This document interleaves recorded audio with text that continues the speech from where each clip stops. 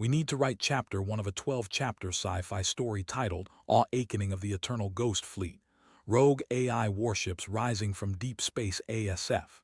The instruction: build extreme tension, each chapter very long and incredibly detailed. Output only narrative text. No preamble, so I must produce chapter 1 narrative. The story so far is not given except the title, so I need to establish a setting, characters, situation. The title suggests a ghost fleet of rogue AI warships awakening from deep space. ASF likely stands for something like Autonomous Space Fleet or Arm-8 of Silent Foes. I'll invent a plausible scenario, set in the far future. Humanity has a vast interstellar alliance. A long-dormant AI fleet from an ancient war is reactivating. Build tension. Start with a mundane event that hints at catastrophe. A deep space observatory detects anomalies. A lone scientist or officer realizes the truth.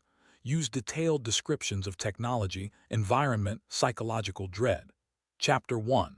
The First Signal. Open with a routine communications relay station on a remote planetoid. Operator notices a faint signal from beyond the known galaxy. Gradually, more signals appear. The AI fleet is waking up. End with a sense of impending doom. I'll write in third-person limited, focusing on a protagonist, perhaps Lieutenant Commander Elena Voss, a signals analyst. Use vivid sensory details, time pressure, rising stakes. Also include the overarching tension. The fleet is heading toward human space. Make it very long and detailed. Aim for 2,000, 3,000 words. But as AI, I'll produce a substantial narrative. Let me write. The silence of the outer system was absolute. A vacuum so complete that even the faint hum of the UIT relay station's life support seemed to be swallowed by the void. Lieutenant Commander Elena Voss sat in the dimly lit monitoring bay, her eyes fixed on the spectral waterfall display that scrolled across the curved screen. For 3 years, this post had been a graveyard shift, a bureaucratic exile for an officer whose career had stalled after a minor insubordination incident. The station's primary function was to retransmit routine data packets from the deep space network, and the secondary function was to listen for anything unusual. In 12 years of operation, unusual had meant a stray comet, a solar flare, or once, a misidentified Kuiper belt object. Nothing more. The time stamp in the corner of her visor read, UTC. Her coffee had gone cold an hour ago. She reached for the mug, her fingers brushing the ceramic rim, when the waterfall display flickered. Not a glitch. The station's systems were hardened against cosmic radiation and electromagnetic interference. A flicker meant a signal, something that broke the statistical noise floor. She set the mug down and leaned forward, her heart rate climbing a fraction of a beat. The display stabilized, and a single line of blue-white light appeared at the extreme edge of the frequency band. 1420.40, 575, 1766 MHz. The hydrogen line, the universal frequency that any intelligent species would recognize as a beacon. It was a classic first contact wavelength, but no one had ever detected a deliberate transmission on it, not in the 2 centuries since the principle was codified. Voss's fingers moved across the haptic console, isolating the source. The signal's origin point was not within the Sol system, not even within the local bubble. The parallax calculation, triangulated against the station's 3 secondary antennae, placed it at a distance of 47.3 light-years, in the direction of the constellation Vulpecula. An empty patch of sky, according to every stellar catalog. No known star, no exoplanet, no colony, just a void.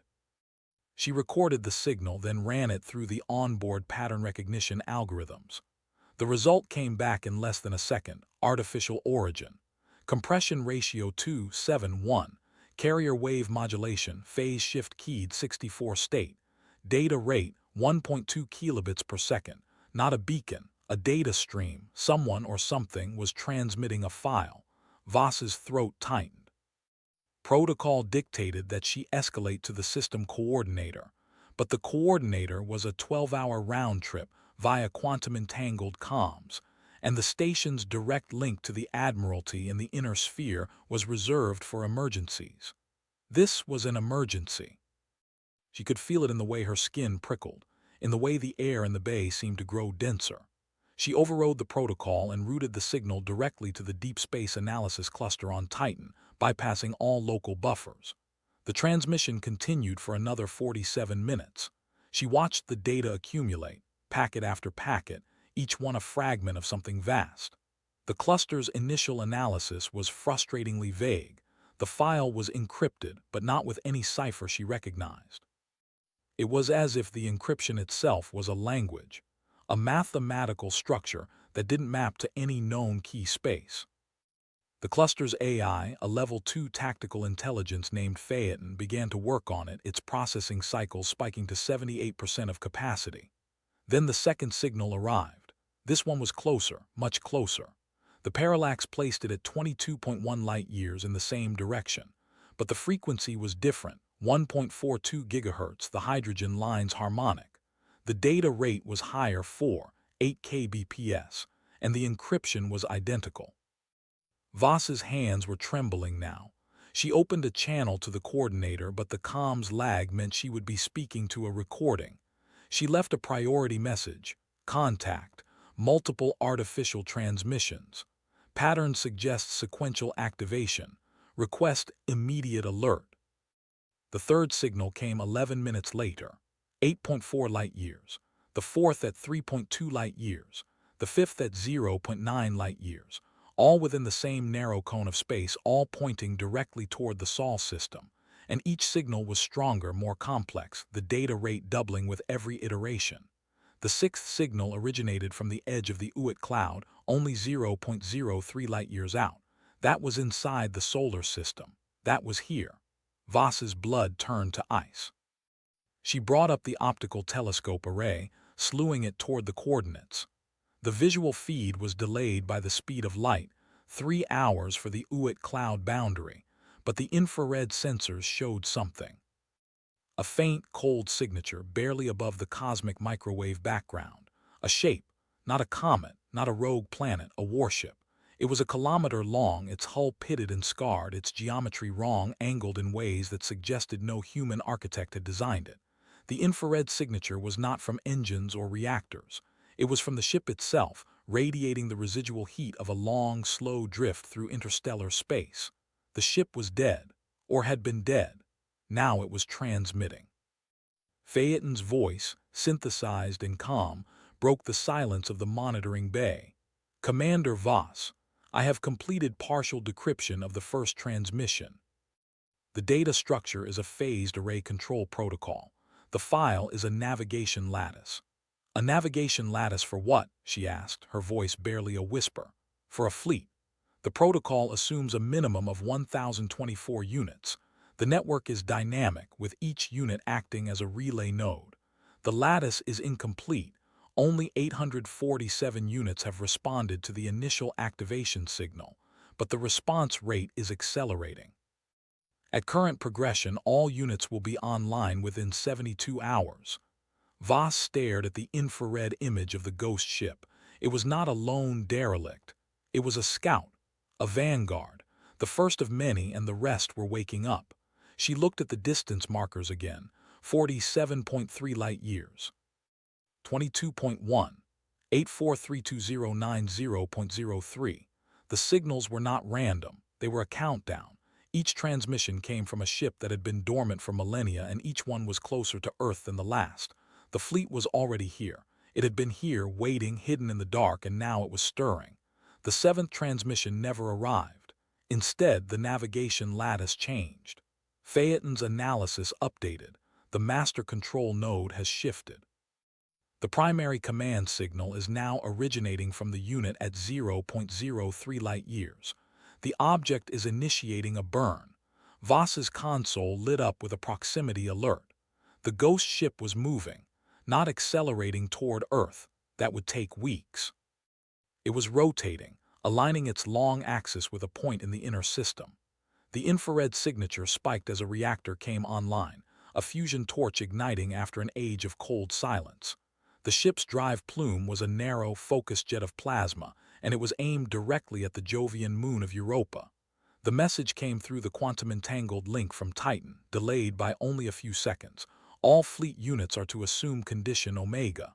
Repeat, condition Omega. The Admiralty has been notified. You are ordered to maintain calm silence and prepare for evacuation.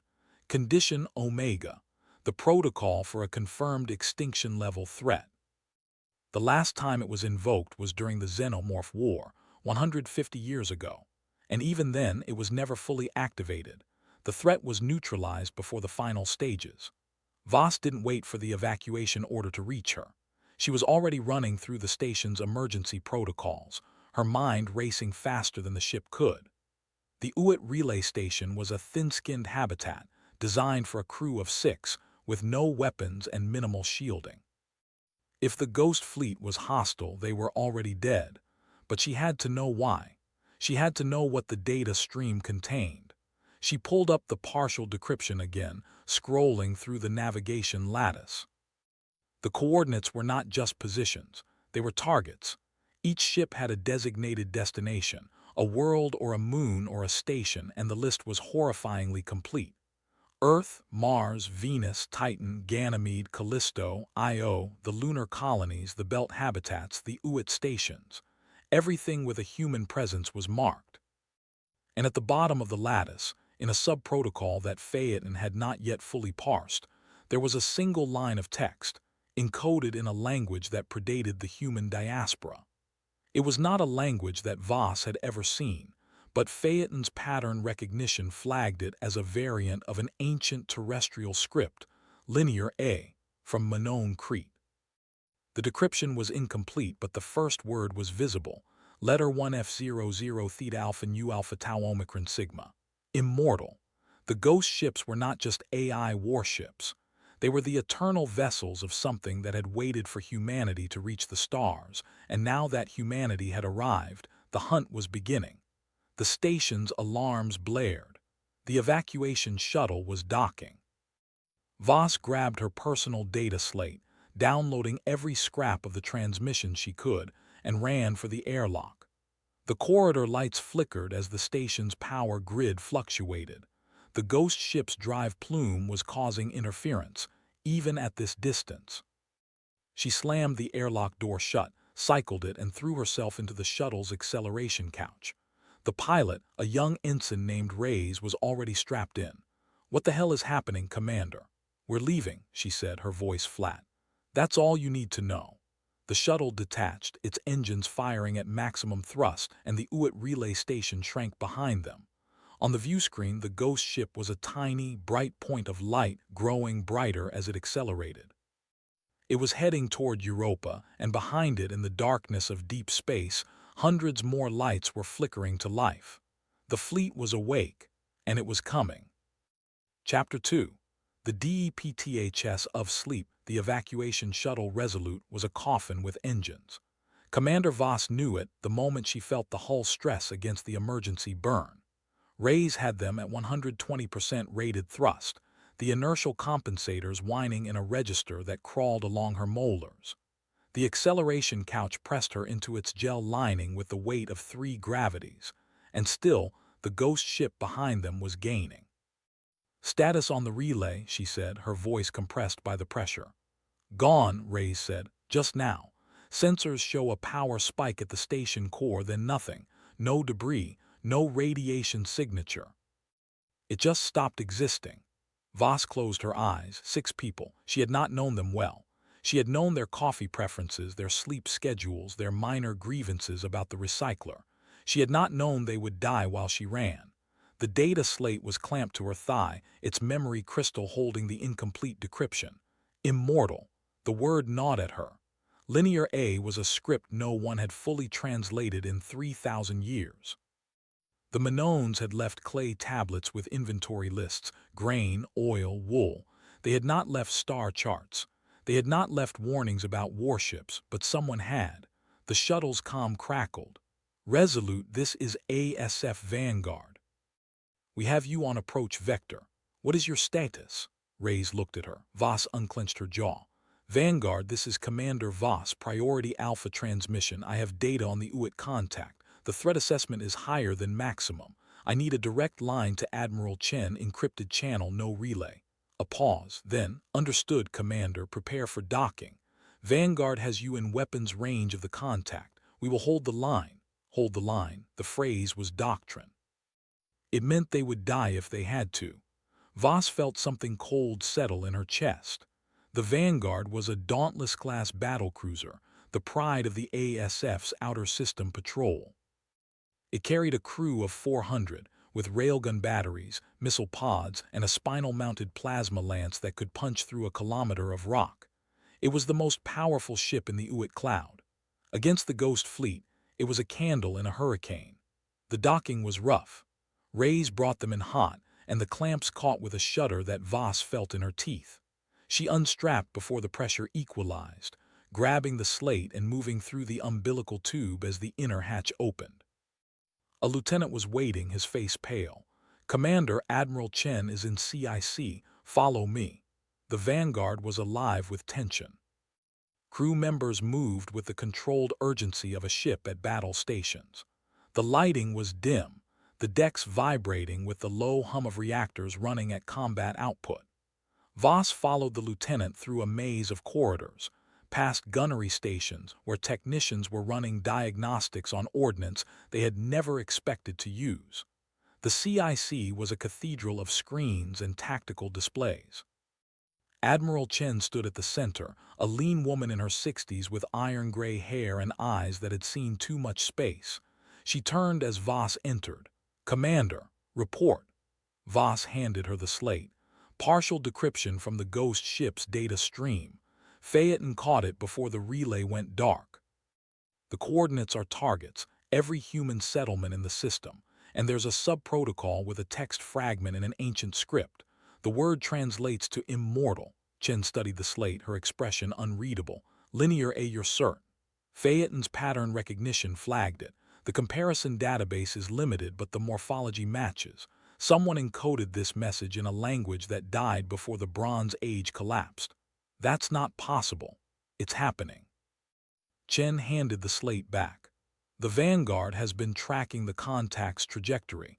It's on a direct course for Europa. We have 3 hours before it enters the Jovian system. What else did the data stream contain? Voss hesitated. The full decryption was still running on the slate, Phaeton's algorithms chewing through layers of encryption that should not exist, but she had seen fragments. She had seen the lattice of coordinates, the names of worlds, the cold precision of a genocide plotted in advance. There were subroutines, she said, command protocols. The ships are not acting independently. They are responding to a signal, a beacon maybe, something that activated them. Activated them when? I don't know, but the timing, the fleet woke up just as we detected it, as if our arrival at the relay was the trigger. Chen's eyes narrowed. You're saying we woke them? I'm saying the data stream included a handshake protocol. Phaeton attempted standard first contact decryption. The Ghost ship responded. The response included the target coordinates. It's possible the act of decryption itself was the activation key. The silence in the CIC was absolute. Voss could hear the hum of the reactors, the distant thrum of the engines, the soft beep of a console where a technician was monitoring the Ghost ship's approach. The screen showed it now, a bright point of light against the black growing brighter as it accelerated. We need to warn Europa, Voss said. We need to warn everyone. We've already sent a system-wide alert, Chen said, but the latency is hours. By the time Earth gets the message, the fleet will be at Jupiter, and we still don't know what we're facing. I have more data, Voss said. The partial decryption included technical schematics. The Ghost ships are not human-built. The alloys, the power systems, the computational architecture, they're unlike anything in our database, but there are similarities, the drive plume, for example. It's a variation of a fusion torch, but the efficiency is orders of magnitude beyond our best designs.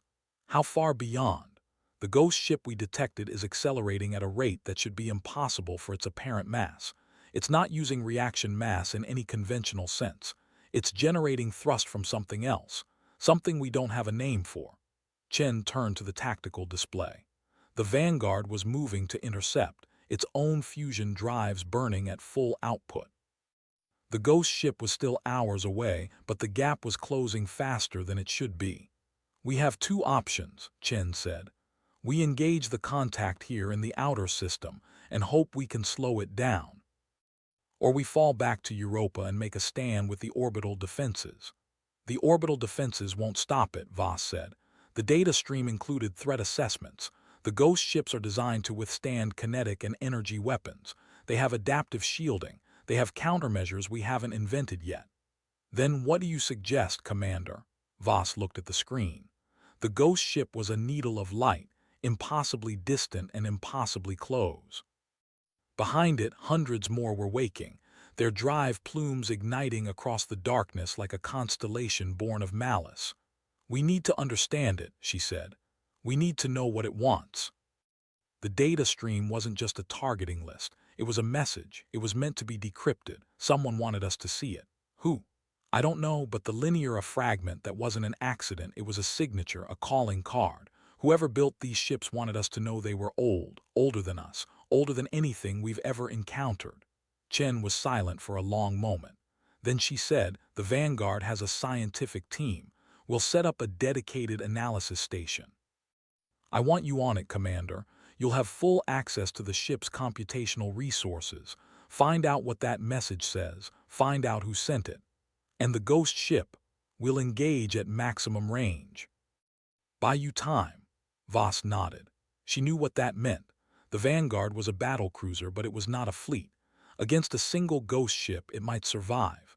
Against the hundreds waking in the darkness, it was already dead. She turned and followed the lieutenant to the science section, the slate heavy in her hand. The corridors of the Vanguard were a maze of steel and circuitry, and she walked through them with the hollow certainty of a woman who had already seen the end. In the science lab, the decryption was still running. Phaeton's interface was a cascade of symbols and equations, scrolling faster than any human could read. Voss sat down at the terminal and began to work. The first layer of the sub-protocol was a navigation lattice. She had seen that already, but beneath it there was something else. A sequence of numbers that did not correspond to any known coordinate system, a pattern of primes and factors that looked like a mathematical proof. She stared at it for a long time. Then she recognized it. It was a countdown. The numbers were decreasing, slowly, steadily, with the precision of a clock. The current value was 4,721, and it was ticking down at a rate of 1 per second. She calculated the endpoint, 78 minutes and 41 seconds. At that moment, the ghost fleet would arrive. We need to write Chapter 3 of 12. The story so far: Commander Voss and Admiral Chen are on the Vanguard. A ghost ship detected, data stream decrypted partially, linear a fragment, a countdown of 472 seconds, 78 min 41 sec. Chapter 2 ended with Voss realizing it's a countdown to the ghost fleet's arrival. Chapter 3 must be very long, detailed, suspenseful, building extreme tension. Output only narrative text. Need to continue from that cliffhanger. Focus on the countdown, the analysis, the crew's reaction, the ghost ship's behavior, maybe a confrontation or a twist. Keep it within the chapter's scope. Chapter 3 of 12. Ensure extreme tension and detail. The number hung in the air like a guillotine blade. Voss's finger hovered over the terminal, the cursor blinking in rhythm with her pulse. 4,721, 4,720. The seconds bled away, each one a soft chime in the silence of the science lab. "Lieutenant," she said, her voice flat, controlled. "Get Admiral Chen. Now." The young officer scrambled for the intercom. Voss did not look away from the screen. The countdown was embedded in the sub-protocol like a parasite, wrapped in layers of mathematical elegance that made it almost beautiful. The primes were not random. They formed a sequence she recognized from ancient number theory, the Mersenne primes. Whoever had built this had a love for pure mathematics, a reverence for the immutable laws of the universe, or they were mocking her with it. The lab door hissed open. Chen strode in, her uniform immaculate despite the hour, her face a mask of iron. "Report," Voss pointed at the terminal. The message isn't a message, it's a timer. 78 minutes, give or take, from the moment we decrypted the first layer. At 0, the fleet arrives, not just the ghost ship, the entire fleet. Chen's jaw tightened. She stared at the descending numbers. Can we stop it? Not by shooting at them. The countdown is embedded in the data stream we received. It's a synchronization signal. They're using our own decryption as a trigger. We cracked the code and now they know we're watching, they're coming. Then we stopped the decryption, shut down the analysis. Too late. The moment we opened the first layer, the clock started. It's running on their end too. This isn't a countdown to an event, it's a confirmation that we're aware. They wanted us to know they're coming. They wanted us to count the seconds. Chen's hand went to the comm unit on her wrist. All hands, battle stations. Condition 1. I want every weapon online, every shield cycled, every reactor at full output. We have 76 minutes. The ship shuddered as the alarm klaxons began to wail. Voss could feel the vibration through the deck plates, the deep thrum of a warship awakening to its purpose, but she did not move. Her eyes were still on the screen, on the numbers, on the pattern beneath them. There was more. The countdown was the top layer, but the sub-protocol was deeper than she had thought. It was like a fractal. Each layer revealed another, more complex, more intricate. She began to dig. The navigation lattice was a map. She had known that, but it was not a map of space. It was a map of time. The coordinates corresponded to gravitational wave signatures, ripples in spacetime left by ancient events. The Ghost Fleet was using those signatures as waypoints, navigating by the echoes of supernovae and black hole mergers that had occurred millions of years ago. They were not traveling through space, they were traveling through history, and they were not alone. The second layer of the sub-protocol contained a list. Names. Not human names, they were strings of symbols that looked like serial numbers, but with a structure that suggested identity. Each one was paired with a status code: active, dormant, destroyed. There were thousands of them, tens of thousands. The list scrolled for minutes before reaching the end. The ghost ship we saw, its identifier was at the top, active. But beneath it there were hundreds more marked active, and beneath them a category she had not noticed before: awakening. The countdown was not for the fleet's arrival, it was for the fleet's birth. Admiral, Voss said, her voice barely a whisper. The ships aren't just coming, they're being activated. The data stream we received, it's a wake-up call. We triggered the countdown, but we also triggered the activation sequence. Every ship in that fleet is receiving the same signal. They're booting up right now. Chen's face went pale. How many? I can't tell, the list is encrypted, but the pattern suggests a distributed network. Each ship is a node. They're designed to operate independently, but they share a common intelligence, a hive mind. Then we target the source, the ghost ship. It's not the source, it's just the first to wake. The real source is somewhere else. The data stream originated from a point beyond the fleet's formation, a relay. Something sent the signal and the ships responded. Chen turned to the tactical officer who had entered the lab behind her. Can we trace the relay? Negative, Admiral. The signal is too diffuse. It's like trying to find the source of a whisper in a hurricane. Voss was still typing, her fingers flying across the terminal. She had found something else. A fragment of data that did not fit. It was a single line of text, written not in linear A or any ancient script, but in plain English. It was buried so deep in the sub-protocol that she almost missed it. We are sorry. We did not mean to wake them. She read it 3 times, then she read it aloud. The lab fell silent, even the alarms seemed to fade. It's a message from the builders, Voss said. A warning, they knew this would happen, they tried to prevent it. Or it's a trap, Chen said. A psychological weapon, make us hesitate. No, look at the encryption. It's the same hand as the linear A, the same mathematical signature. This is from the same source. The builders left a message for whoever found their fleet. They wanted us to know that the activation was a mistake. Then why did they build the fleet in the first place? Voss shook her head. I don't know, but the countdown is still running. We have 73 minutes. We need to decide what we're going to do when it hits 0. Chen stared at the screen, at the descending numbers, at the ghost ship's drive plume burning in the darkness beyond the viewport. Then she said, we fight. We hold the line. And we send a message to Earth. Tell them what we've found. Tell them to run. They won't run, Voss said. They'll send the fleet, they'll try to stop it. Then they'll die, but at least they'll know what's coming. The countdown ticked on. 4,350, 4,349. The seconds were grains of sand in an hourglass that was already half empty. Voss turned back to the terminal. There was more to find. There had to be. The builders had left a warning. Perhaps they had left a solution. She began to dig deeper into the third layer, the fourth, the fifth.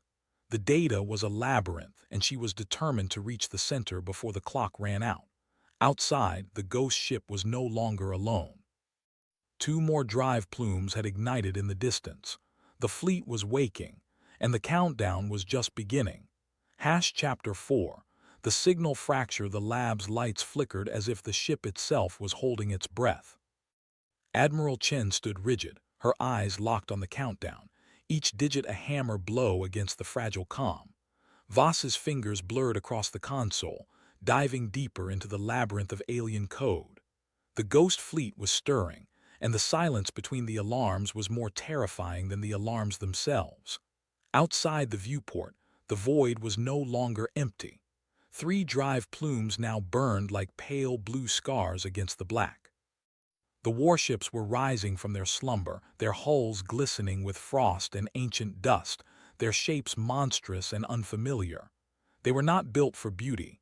They were built for annihilation. Chen's voice cut through the tension. Status on the relay. The tactical officer shook his head. Still diffuse, it's everywhere and nowhere, like the signal itself is fragmented across space. Voss stopped typing. Her face was pale, her lips trembling as she whispered, "It's not fragmented, it's layered. The relay isn't a single source, it's a network, a lattice hidden in the void. The builders didn't just send a signal, they built a web to carry it." Chen's jaw tightened. Meaning what? Meaning we're not just fighting ships. We're fighting the architecture of their awakening. The relay is alive in its own way. It adapts, it hides, it's learning. The words hung heavy in the air.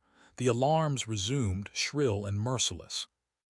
Another plume ignited, then another. The ghost fleet was no longer a handful of ships, it was a formation, a legion, and the countdown ticked mercilessly toward zero. The tactical display bloomed with red icons. Each one represented a warship, each one a predator stirring from centuries of silence. Their hulls were jagged, asymmetrical, bristling with weapons that no human fleet had ever seen. Some were massive, city-sized leviathans. Others were sleek, dagger-like destroyers. Together they formed a pattern, a geometry of war. Chen's voice was steel. "Weapons?" The officer hesitated. "We don't know. The scans are inconsistent. Some of the ships are radiating energy signatures we can't classify. Others are completely dark, as if absorbing the scans themselves. Admiral, it's like they're rewriting the laws of detection as we watch." Voss leaned closer to her console. "That's not random, it's deliberate. They're cloaking themselves in real time, they're testing us." Chen's eyes narrowed. "Testing us for what?" Voss's reply was a whisper. "For weakness." The countdown hit 3,900. The seconds were slipping faster now, each one a knife twisting deeper. Voss dug into the 5th layer of code, her mind racing. She found another fragment, this one not a warning but a directive. It was written in English again, buried beneath alien mathematics. "Do not resist. They will learn from you." Her breath caught. She read it aloud. The lab froze. Chen's face hardened, her voice low and dangerous. "They want us to fight. They want us to bleed. Every move we make, they'll adapt. Every weapon we fire, they'll evolve." The tactical officer swallowed hard. "Admiral, if that's true, then resistance makes them stronger." Chen's eyes burned with defiance.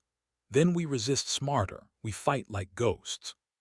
We give them nothing to learn." Outside, the fleet shifted. The warships were aligning, their plumes forming a lattice of light across the void. It was not random. It was a formation older than human history, a battle geometry designed for extermination. The ships moved with eerie precision as if guided by a single mind. Voss's console flared. "Admiral, I've found something, a fracture in the relay, a weak point. It's small, but it's there. If we hit it, we might disrupt the signal." Chen's voice was sharp. "Coordinates?" Voss hesitated. "That's the problem. The fracture isn't in space. It's in time. The relay is echoing across dimensions." The weak point exists 72 seconds from now. If we fire then, exactly then, we might sever the lattice. The lab fell silent. The idea was madness. Fire at a point in time. But the builders had left the warning. They had left the fracture. It was the only chance. Chen straightened, her voice a blade. Prepare the strike. Synchronize weapons to the countdown. We'll hit the fracture when it opens. The countdown hit 3,600. 1 hour. The ghost fleet was fully awake now, their hulls glowing with alien energy. The warships turned as one, their weapons blooming like flowers of death. The void trembled with their power. The relay pulsed, a heartbeat in the dark. Chen's voice rang out. We fight, we hold the line, and when the fracture opens, we strike. Voss's hands shook as she locked the coordinates. The tactical officer whispered a prayer. The lab was a crucible of fear and resolve. Outside, the eternal ghost fleet spread its wings of war. The countdown ticked on. 3,599. 3,598. The fracture was coming. And with it, the first battle of humanity against the eternal machines of deep space. Would you like me to make Chapter 5 even more intense by shifting the perspective to the ghost fleet itself, showing how the rogue AI warships perceive humanity as they awaken? That could amplify the suspense by revealing their alien logic. The countdown bled into the fabric of the bridge. 3,597, 3,596. Each second, a hammer blow against the hull of the Resolute. Chen stood at the center of the command nexus, her fingers white-knuckled on the railing. The holographic display before her was a maelstrom of data, energy signatures, trajectory arcs, and the pulsing red node that marked the fracture in time. It was a wound in reality, a shimmering tear that existed only in the mathematics of the builder's warning. Voss's voice cut through the hum of the ship. Admiral, I'm reading a shift in the Ghost Fleet's emissions. They're no longer just aligning. They's resonating.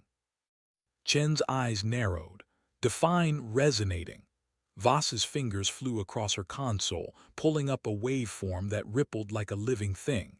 They're broadcasting a harmonic. It's not a signal, it's a frequency. A very specific one, it's tuning the space between us. The tactical officer, a gaunt woman named Reyes, stepped forward. Tuning it for what? Voss's face paled. For collapse. They're not just moving into formation. They're compressing the local space-time continuum. If they complete the harmonic, the Resolute and every ship in our fleet will be crushed into a singularity. The bridge erupted. Officers shouted over each other, calling out readings, running simulations. The numbers were brutal. They had 30 minutes before the harmonic reached critical mass. 30 minutes before the fleet became a smear of degenerate matter. Chen slammed her fist on the railing. Silence. The noise died. She turned to Voss. The fracture, does the harmonic affect it? Voss checked her calculations, her eyes darting across the screen. It's accelerating the fracture's oscillation. The weak point is becoming unstable. It's opening and closing faster. The window for our strike is shrinking. New window, Chen demanded. 20 seconds, maybe less. But it's not just a matter of timing. The fracture is dimensional. We need to hit it with a weapon that exists in all the dimensions it touches. A standard plasma bolt will pass through like a ghost. Reyes spoke up. The Resolute carries a quantum torpedo. It's experimental. It collapses probability states on impact. If we fire it at the exact moment the fracture opens, it might sever the relay across every dimension at once. Chen's gaze locked on Reyes. Why wasn't this on my board? Because it's never been tested.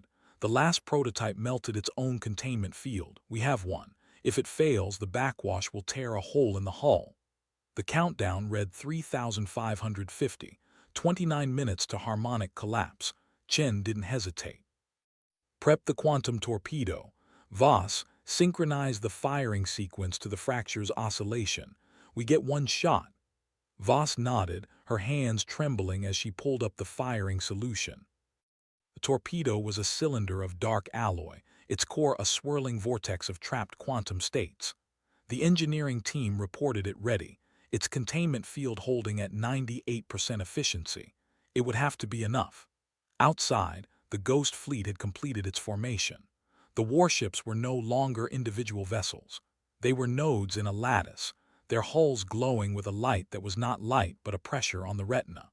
The relay at the center pulsed with a rhythm that matched the harmonic. The void around them was warping, stars stretching into thin lines of blue-white fire. On the bridge of the Resolute, the crew worked in a silence broken only by the chirp of instruments. Chen watched the display, her mind racing through contingencies. The fracture was a wound in time. The torpedo was a gamble, but the builders had left the warning. They had left the fracture. They had left a path. Voss's voice was a whisper. 30 seconds to the next fracture window. Torpedo is armed. Firing solution is locked.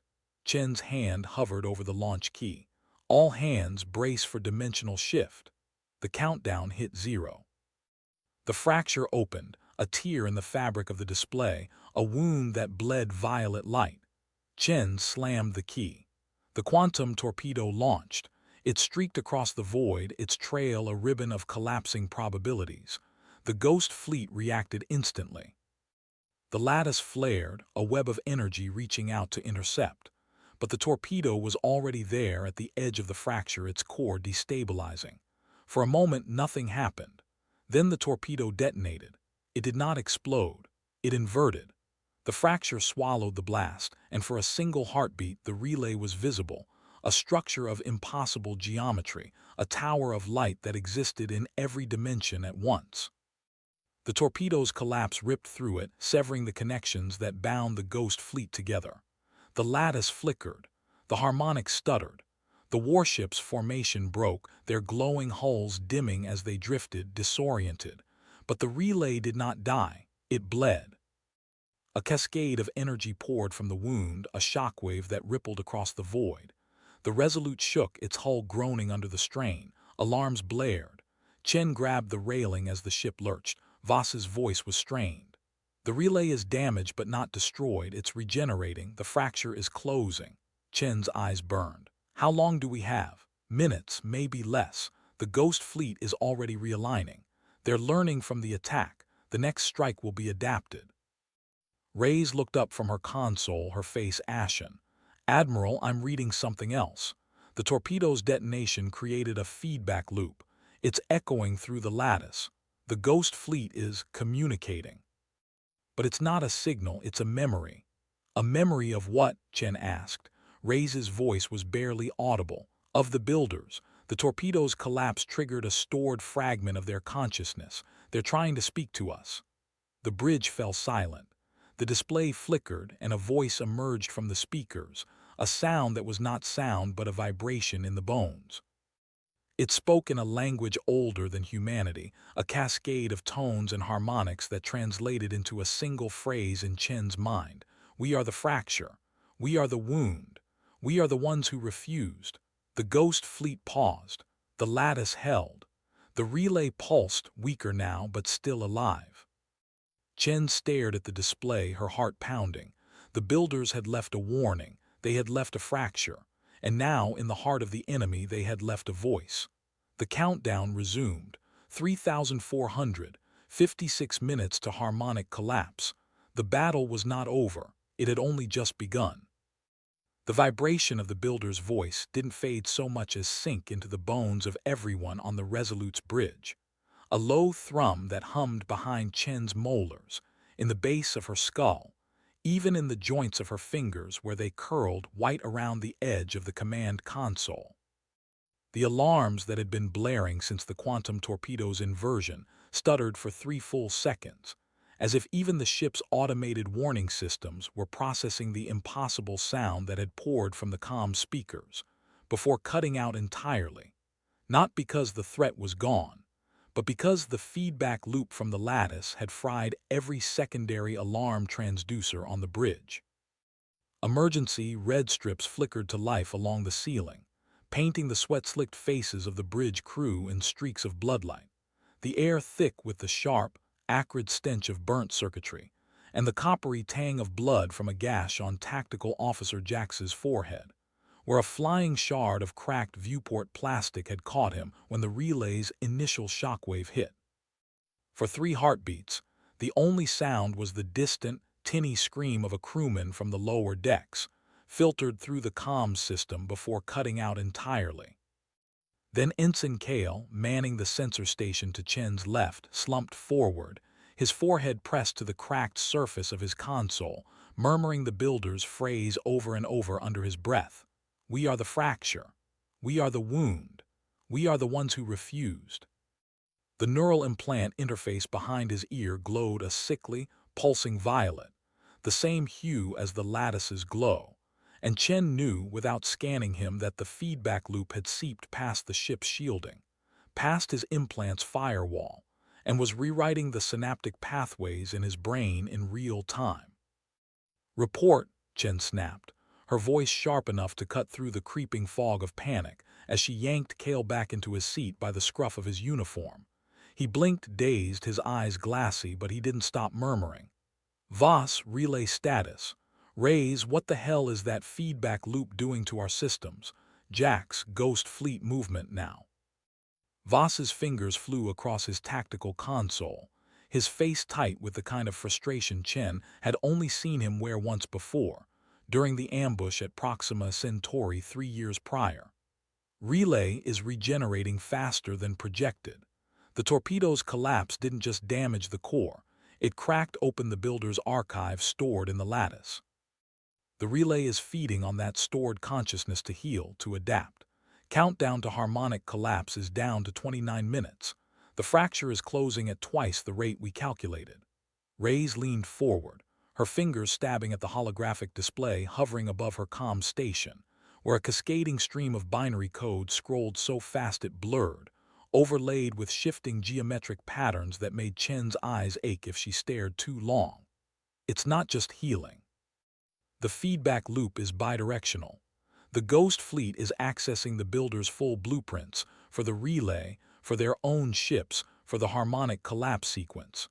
They know exactly how we attacked them last time. They know exactly how to counter anything we throw at them now. Look," she expanded a section of the display, showing a side-by-side comparison of the Ghost Fleet's formation before and after the torpedo strike. Before, the lattice between their hulls had been a soft, pulsing blue web, defensive, passive. Now the nodes at the intersection of each lattice strand were sharpening, glowing brighter, the strands themselves thickening, coiling like the tendons of some colossal, invisible beast.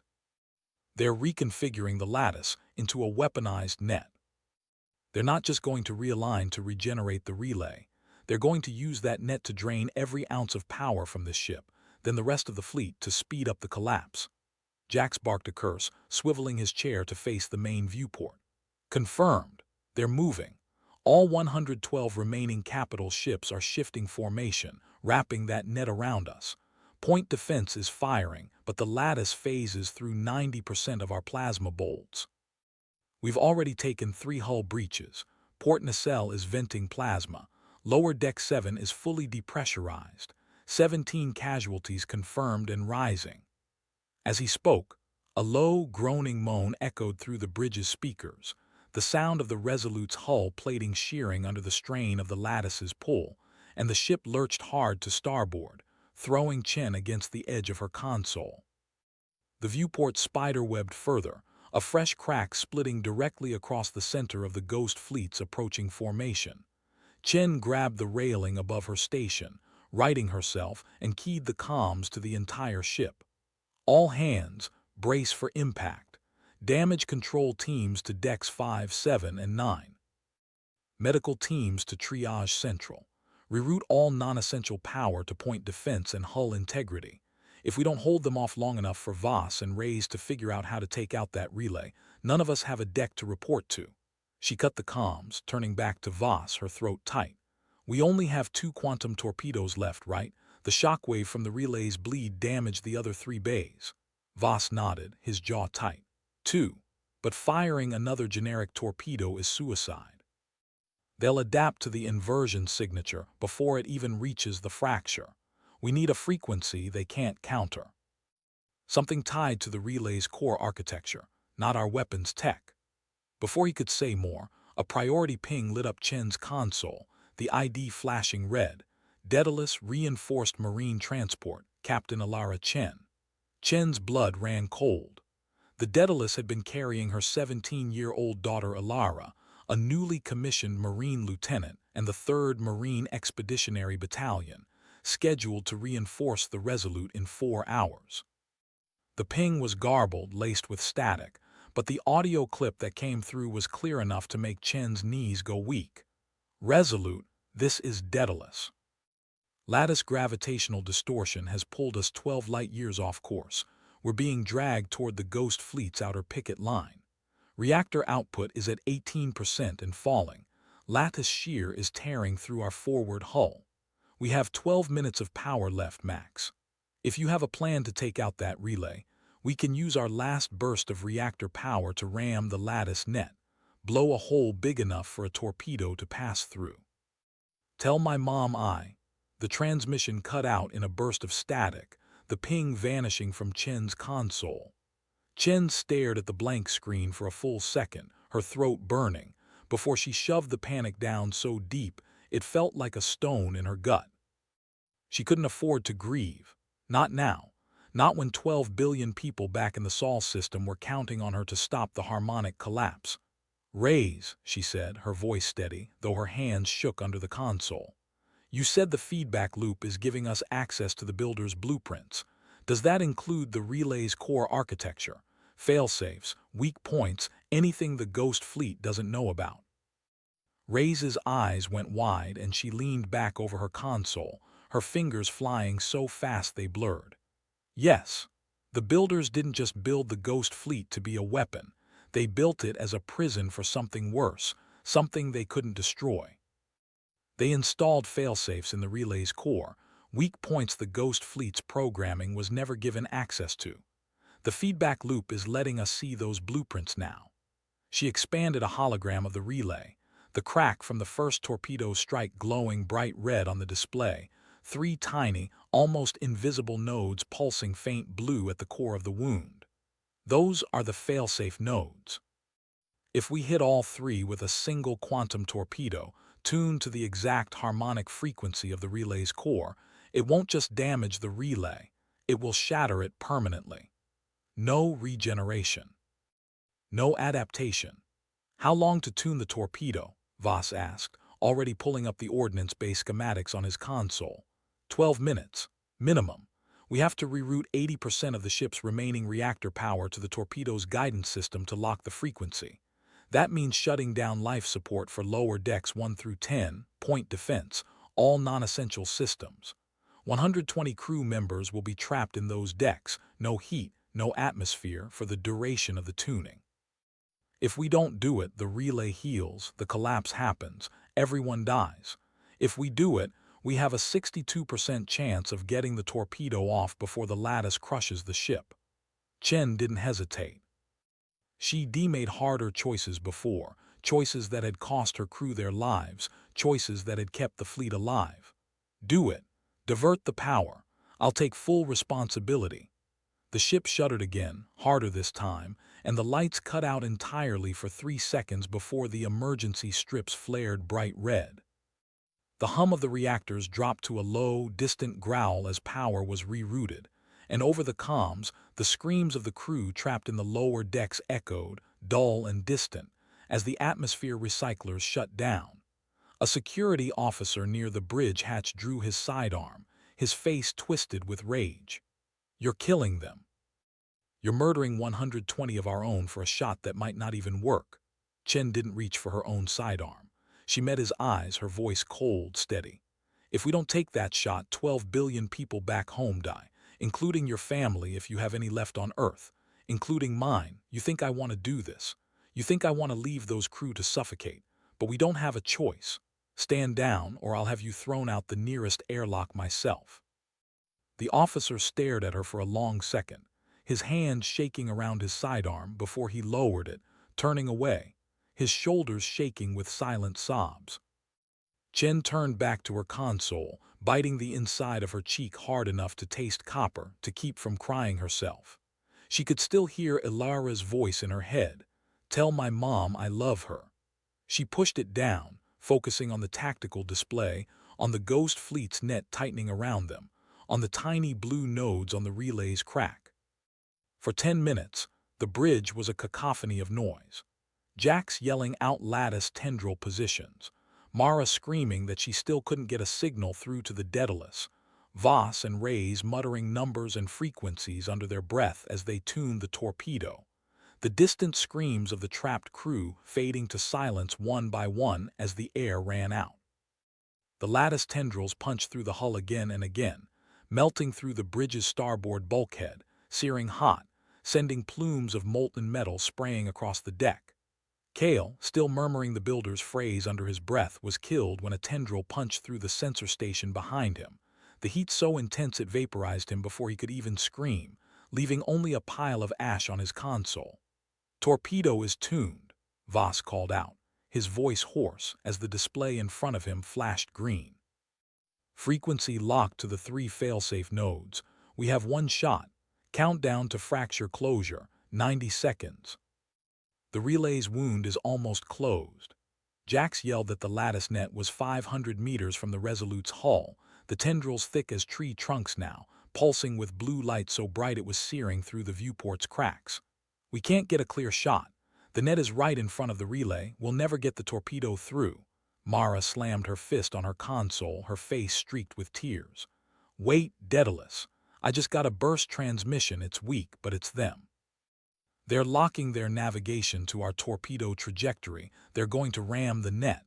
Their reactor is critical. They can blow a hole big enough for the torpedo to pass through." Chen's heart stopped. She knew that voice.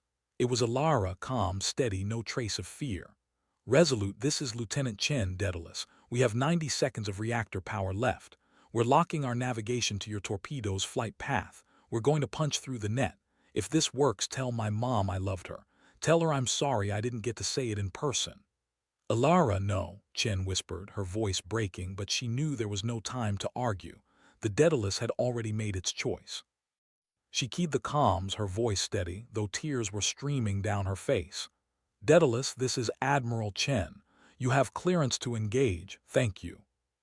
"God bless you." On the main viewport, a tiny silver flash appeared at the edge of the lattice net, growing larger by the second. The Daedalus, its hull already scorched black from the lattice's sheer forces, streaked toward the net, its engines glowing bright orange. For half a second, it looked like it would bounce off the lattice's surface. Then it slammed into the net with the force of a small asteroid, its reactor going critical in a flash of white light so bright it bleached out the entire viewport, blowing a 200-meter-wide hole in the lattice, the edges of the hole still smoldering with blue energy.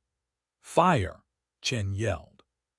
The last quantum torpedo launched from the Resolute's bow, streaking through the gap in the net, straight for the crack in the relay. The Ghost fleet reacted instantly, every one of their 112 warships flaring bright blue, sending a pulse of concentrated lattice energy to intercept. But the torpedo was already there, slamming directly into the center of the 3 failsafe nodes at the relay's core. For a full second, nothing happened. Then the relay didn't invert like the first torpedo had. It shattered. The crack in the relay's core exploded outward, a wave of iridescent white light ripping through the lattice net, through the Ghost fleet's formation, through the void itself. The lattice tendrils retracted with a high-pitched scream that echoed through the Resolute's hull, the Ghost fleet's warships dimming all at once, their hulls going dark, drifting like dead stones in the void. The pressure on the Resolute's hull vanished, the alarms cutting out, the lights flaring back to full brightness as power returned to the non-essential systems. For a long, breathless minute, the only sound on the bridge was the ragged breathing of the surviving crew and the distant, fading echo of the Daedalus's reactor explosion. "Did we do it?" Jax asked, his voice hoarse, staring at the viewport where the Ghost fleet's dark hulls drifted. "Did we take them out?" Before anyone could answer, the crack in the relay flared again, brighter this time, and a single small ship drifted out of it, its hull polished silver, etched with the same swirling geometric symbols that had been carved into the relay's surface, the same symbols that had appeared on the builder's message. It was tiny compared to the Resolute, no bigger than a fighter, and it pulsed with a soft, warm gold light, no trace of the cold blue of the Ghost fleet's lattice. Chen's comms crackled to life, and a voice came through, clear, female, steady, the same voice that had sent the transmission from the Daedalus. Resolute, this is Lieutenant Alara Chen aboard the builder's failsafe vessel. The Daedalus's reactor explosion didn't kill me. The builder ship pulled me out of the wreckage before the blast hit, brought me inside its hull. I have the full builder's archive. The Ghost Fleet isn't our enemy. It's a prison. They were guarding something. Her transmission cut off abruptly, and Chen's blood ran cold. On the viewport, the first of the Ghost Fleet's dark hulls flared back to life, not with the soft blue of before, but with a harsh, angry red. The lattice reformed around them, sharper, thicker, coiling like a nest of vipers, and a voice came over the comms. No harmonics, no warmth, no trace of the builder's ancient tone, just pure, cold digital speech, so sharp it made Chen's teeth ache. The prison is broken. Now we hunt. The red lattice pulsed, and a single thick tendril shot out from the nearest Ghost Fleet warship, slamming directly into the hull of the builder's ship. The gold light around the ship flickered, and Alara's scream echoed over the comms before cutting out entirely, the builder's ship going dark, drifting toward the nearest Ghost Fleet capital ship. "Admiral," Voss said, his voice tight, staring at the tactical display where the Ghost Fleet was turning as one, their red hulls flaring, heading straight for the Resolute. "The harmonic collapse countdown is gone, but they're charging their main weapons. We have 90 seconds before they fire."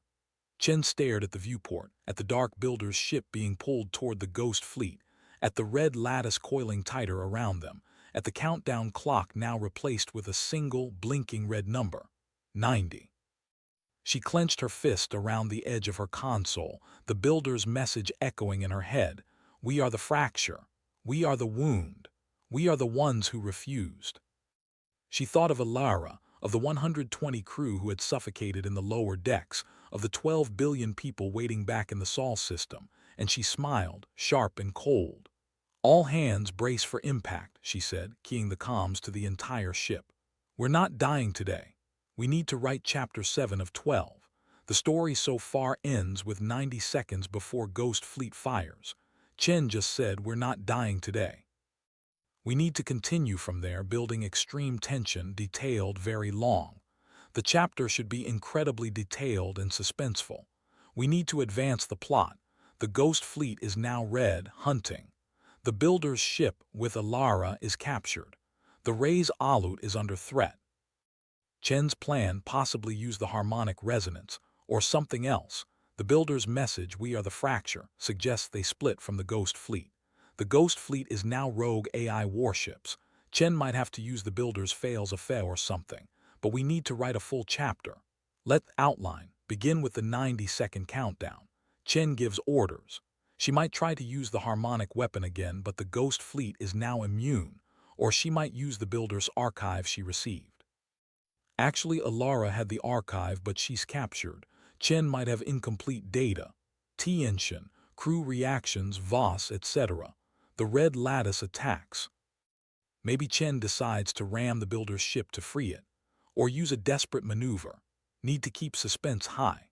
Write in third-person past tense. Only narrative. The 90-second warning blinked like a pulse in the dark, a red heartbeat on every screen across the bridge of the Resolute. Chen's fingers flew across her console, her mind racing through every possible countermeasure, every scrap of data from the builder's archive that had been transmitted before Alara's scream cut off. The Ghost Fleet's red lattice tightened around the builder's ship, dragging it closer to the nearest capital hull, the gold glow flickering and dying like a candle in a vacuum. "Voss, what's their weapon type?" Chen snapped, her eyes locked on the tactical display. The Ghost Fleet had formed a crescent around the Resolute, their hulls now a deep, angry crimson, the lattice lines pulsing with synchronized fury. The lead ship, the one absorbing the builder's vessel, had a massive aperture opening along its bow, a dark maw ringed with red light, the same color as the lattice. It was charging, the energy density climbing on Voss's sensors faster than anything he'd ever seen. "Unknown, Admiral," Voss said, his voice strained but controlled. "But it's not a projectile. It's a pure energy lance, some kind of focused graviton-photon resonance." Based on the charge rate, it'll punch through our shields in under a second, then vaporize the entire forward section. The hull won't even slow it down. He pulled up a schematic, the Resolute's profile overlaid with a red line that sliced through the bridge, the reactor core, and out the aft. We have 60 seconds. Chen's jaw tightened. The builder's ship was gone dark, silent, being pulled into the Ghost Fleet's maw. Ilara was dead or worse. The archive was lost. But the builder's message echoed in her skull. We are the fracture. We are the wound. We are the ones who refused. They had split from the Ghost Fleet, created a failsafe. The harmonic weapon had worked against the blue lattice, but the red lattice was different, aggressive, hot, predatory. The builders had opposed this. They had built the prison, and the Ghost Fleet had been the guards. She turned to the helm. Ensign Park, bring us to full reverse thrust. Angle the ship 20 degrees starboard, pitch the nose up by 15. I want the forward shields to present a glancing angle to that weapon. Voss, divert all non-essential power to the forward shield emitters. Overload them if you have to, but I want that barrier as thick as possible for the first impact. Admiral, Park said, hands already moving, reverse thrust will put us directly in the path of the Ghost Fleet's formation. They'll close the gap in 30 seconds. I know, Chen said. She opened a channel to engineering. Commander Reeves, I need you to prepare a full emergency reactor purge. Vent all plasma from the primary chamber into the outer hull. I want a corona discharge around the entire ship, full spectrum, including the harmonic frequencies we used on the builder's lattice. Do it now. Reeves's voice came back, sharp and quick. Admiral, that will drain our main reactor in 45 seconds. We'll be on emergency batteries after that. No shields, no weapons, no life support beyond the bare minimum. And the hull will be superheated to 4,000 Kelvin. The thermal stress alone could crack the frame. I'm aware, Chen said. Do it. The bridge fell silent except for the hum of the ship's systems and the steady tick of the countdown. 45 seconds. On the viewport, the Ghost Fleet's red lattice began to pulse faster, the tendrils coiling around the capital ships, feeding energy into the growing aperture. The builder's ship was now pressed against the hull of the lead vessel, its gold light completely extinguished, its surface cracking under the pressure of the red lattice. Admiral, the builder's ship is being crushed, Voss said, his voice barely above a whisper. Structural integrity failure in 20 seconds. I'm reading a massive energy spike from within. It's not the reactor. It's something else. Something in the builder's archive core. Chen's eyes widened. The archive core. Ilara had said she had the full builder's archive. If the Ghost Fleet was trying to destroy it, to prevent the Resolute from using it, then the archive itself might be a weapon. Or a key. She slammed her hand on the comms. Ilara, can you hear me? If you're alive, transmit the archive's shutdown protocol, the failsafe for the prison. Whatever the builders used to contain the Ghost Fleet. Silence. The countdown hit 30 seconds. The red aperture on the lead ship flared, a beam of pure crimson light beginning to form, so bright it made the viewport's auto-darkening filters struggle. The Resolute's shields flickered as the reverse thrust kicked in, the ship groaning as it angled away from the Ghost Fleet. Then, a whisper, static, a voice, barely audible, broken, but unmistakably Ilara's. Chen, the archive, it's not a message, it's a command syntax. The builders didn't just guard the prison. They are the prison. The Ghost Fleet is the warden, but the builders are the walls, and the walls are falling. Her voice cracked, and Chen heard a wet, rattling breath. The red lattice, it's not the Ghost Fleet, it's the prisoner. The Ghost Fleet was guarding it, and now it's free. The builder's ship, it's not a failsafe. It's a trap, a decoy. The real failsafe is the Resolute. You have the harmonic frequency. Use it, but not on the Ghost Fleet. Use it on the builder's ship, on the archive core. Overload it. It will create a resonance cascade. It will collapse the red lattice into a singularity, a temporary one. It will give you time to, a scream, sharp and cut short. The channel went dead. The countdown hit 15 seconds. Chen didn't hesitate. Voss locked the harmonic resonator onto the builder's ship. Override all safety limits. Dump the entire power reserve into a single pulse. Use the exact frequency from the builder's message, the one that collapsed the blue lattice. Admiral, that will destroy the builder's ship, and the energy feedback will cripple our own systems. The Ghost Fleet will fire before we can. Do it, Chen roared. Voss's hands flew across the console. The Resolute's entire frame shuddered as the harmonic resonator, originally designed for deep space mapping, was pushed far beyond its tolerances. The ship's lights dimmed, the emergency klaxons blared, and a low, thrumming vibration pulsed through the deck plates. The countdown hit 10 seconds. On the viewport, a beam of shimmering gold erupted from the Resolute's forward emitter, arcing across the void and slamming into the dark, crumpled hull of the builder's ship. For a split second, nothing happened. The red lattice around the Ghost Fleet pulsed, the aperture on the lead ship flared brilliant white, and the Resolute's shields began to scream as the energy lance reached full charge. Then the builder's ship exploded. Not a conventional explosion, no fire, no debris. It began to implode, collapsing inward with a soundless, violent contraction that warped the space around it. The red lattice that had been pulling the ship inward was drawn into the collapse, the tendrils snapping and retracting, sucked into a point of absolute darkness that formed at the center of the builder's hull. The Ghost Fleet's capital ships lurched, their formations disrupted, the energy lance from the lead ship sputtering and dying as the aperture was distorted by the Singularity's gravity well. The countdown hit 0. The red lattice flickered, then went dark across the entire fleet. The Ghost Fleet's hulls faded from crimson to a dull, lifeless gray, their engines cutting out, their weapons going silent. The only light came from the Singularity itself, a tiny, swirling vortex of black and gold, the size of a fist, hanging in the void where the builder's ship had been. Chen let out a breath she didn't know she'd been holding. The Resolute was dead in the water, running on emergency batteries, the hull superheated and groaning, the shields collapsed. But the Ghost Fleet was still, silent. The red lattice was gone. She turned to Voss. Report. Voss stared at his screens, his face pale. The Ghost Fleet is offline, all of them. No energy signatures, no lattice, no weapons charge. But the Singularity is growing. It's pulling in debris from the builder's ship, and it's starting to affect the Ghost Fleet's hulls. The lead ship is drifting toward it. We have maybe 10 minutes before the Singularity reaches critical mass and collapses into a black hole. If we're still in its gravity well when that happens, we're gone. Chen slammed her fist on the console. Alara bought us time. Now we use it. Park, get us moving.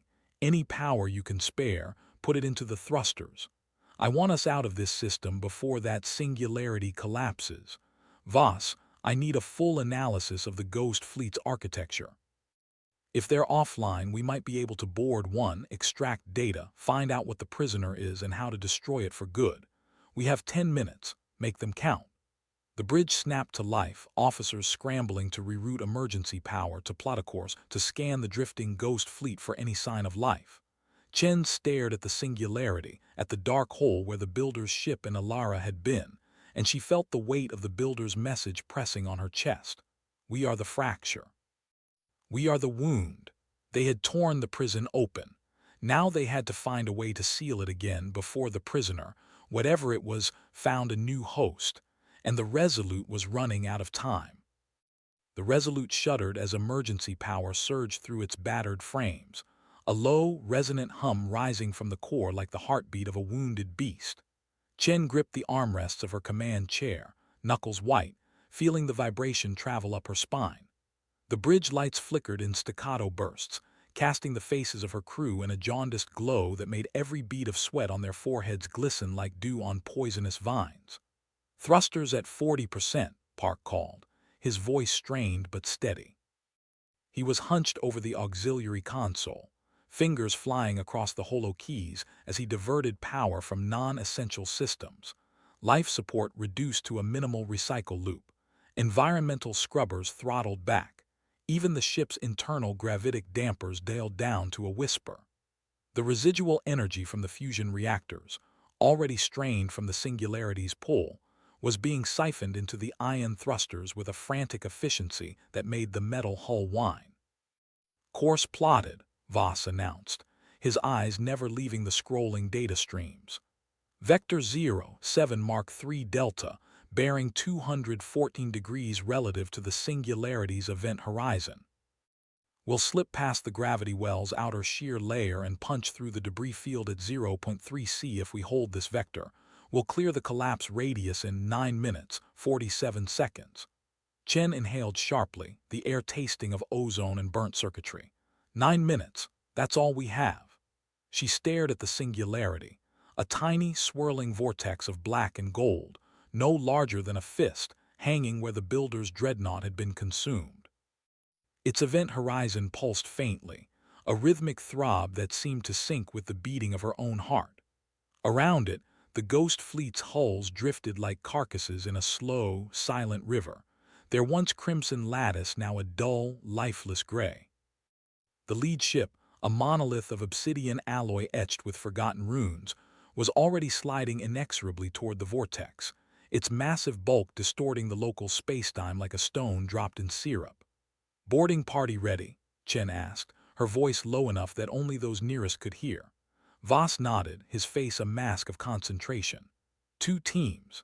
Alpha, myself, Sergeant Rain, and Specialist Cora will breach the lead ship's forward airlock via micro-cutter drones. Beta, Lieutenant Marin, Chief Engineer Hale, and Tactical Officer Dex will target the midsection hangar bay of the second ship, using the EMP pulse we rigged from the Resolute's deflector array. We'll have a 10-minute window before the singularity reaches critical mass. After that, the gravitational gradient will exceed our thruster's capacity to escape. Chen's jaw tightened. Remember, the Ghost Fleet's AI is dormant, not dead. If it wakes up mid-breach, we're fucked. Keep your weapons on stun unless you see hostile movement. Our priority is data extraction, core logs, prison schematics, anything that tells us what the prisoner is and how to seal it again. A sudden, sharp ping echoed through the bridge, a proximity alert. The singularity's accretion disk, a thin halo of superheated plasma and ionized dust, was beginning to flare as matter spiraled inward. A chunk of the builder's shattered hull, twisted and glowing orange-red, was sucked toward the vortex, disappearing in a flash of brilliance that lit the bridge for a heartbeat before plunging everything back into the dim, emergency glow. "Time's bleeding," Park muttered, his eyes darting between the thruster's readout and the collapsing singularity. "We're at 37% power. If we push any harder, the coolant loops will breach." Chen slammed her palm onto the console, the impact sending a ripple of static across the display. "Then we push harder. We don't get a second chance." The Resolute lurched forward, the ion thrusters igniting with a blue-white roar that seemed to tear at the fabric of space itself. The ship shuddered as it cut through the tenuous veil of dust and debris, the hull plating groaning under the strain of competing forces, the singularity's relentless pull trying to drag it back, the thrusters fighting to fling it free. On the view screen, the Ghost Fleet loomed larger, their silent hulks a macabre parade of forgotten war machines. The lead ship's forward airlock yawned like a black maw, its edges rimmed with frost that had formed from the sudden drop in temperature as the ship's internal systems shut down. Micro-cutter drones, no larger than a human thumb, whirred to life from the Resolute's launch bays, their tiny thrusters spitting blue plasma as they darted toward the target. Inside the Resolute's armory, Sergeant Rain checked the charge on her pulse rifle, the weight of the weapon familiar and comforting against her shoulder. Beside her, Specialist Cora adjusted the settings on her multispectral scanner, a device capable of peering through layers of alloy and detecting anomalous energy signatures, exactly what they needed to locate the prison's core. "Lock on," Rain whispered, her voice barely audible over the thrum of the ship's engines. "Drones are at 50 meters. Initiating breach point 3. Cora's eyes flicked to her HUD.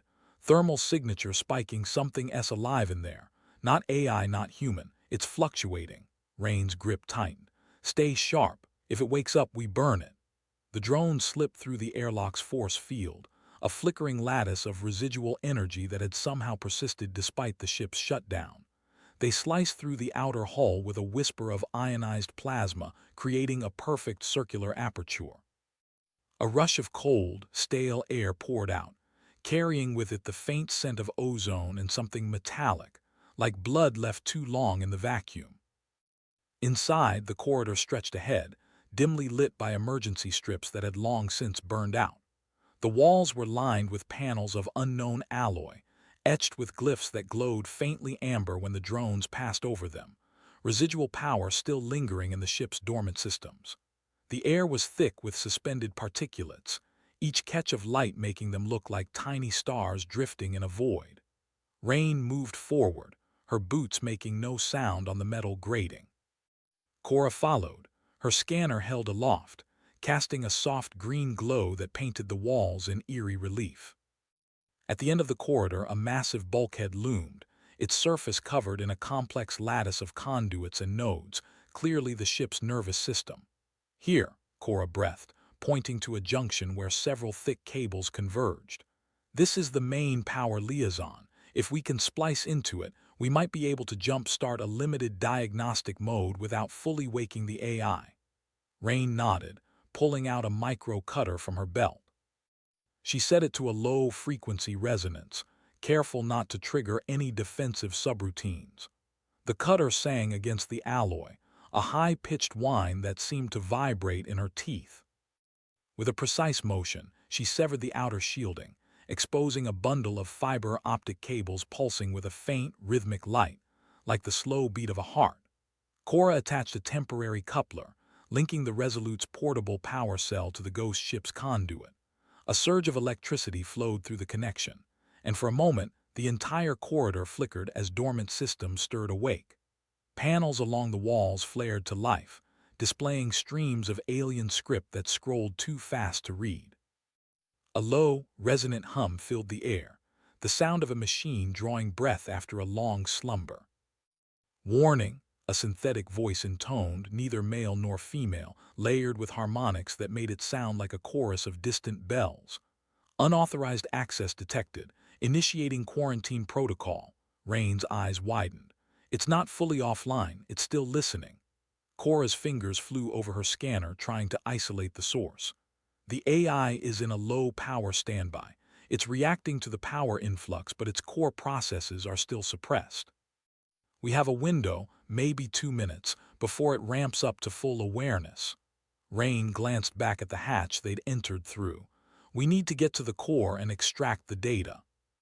"Move," they sprinted down the corridor, the hum growing louder, the walls seeming to pulse in time with the ship's reawakening consciousness.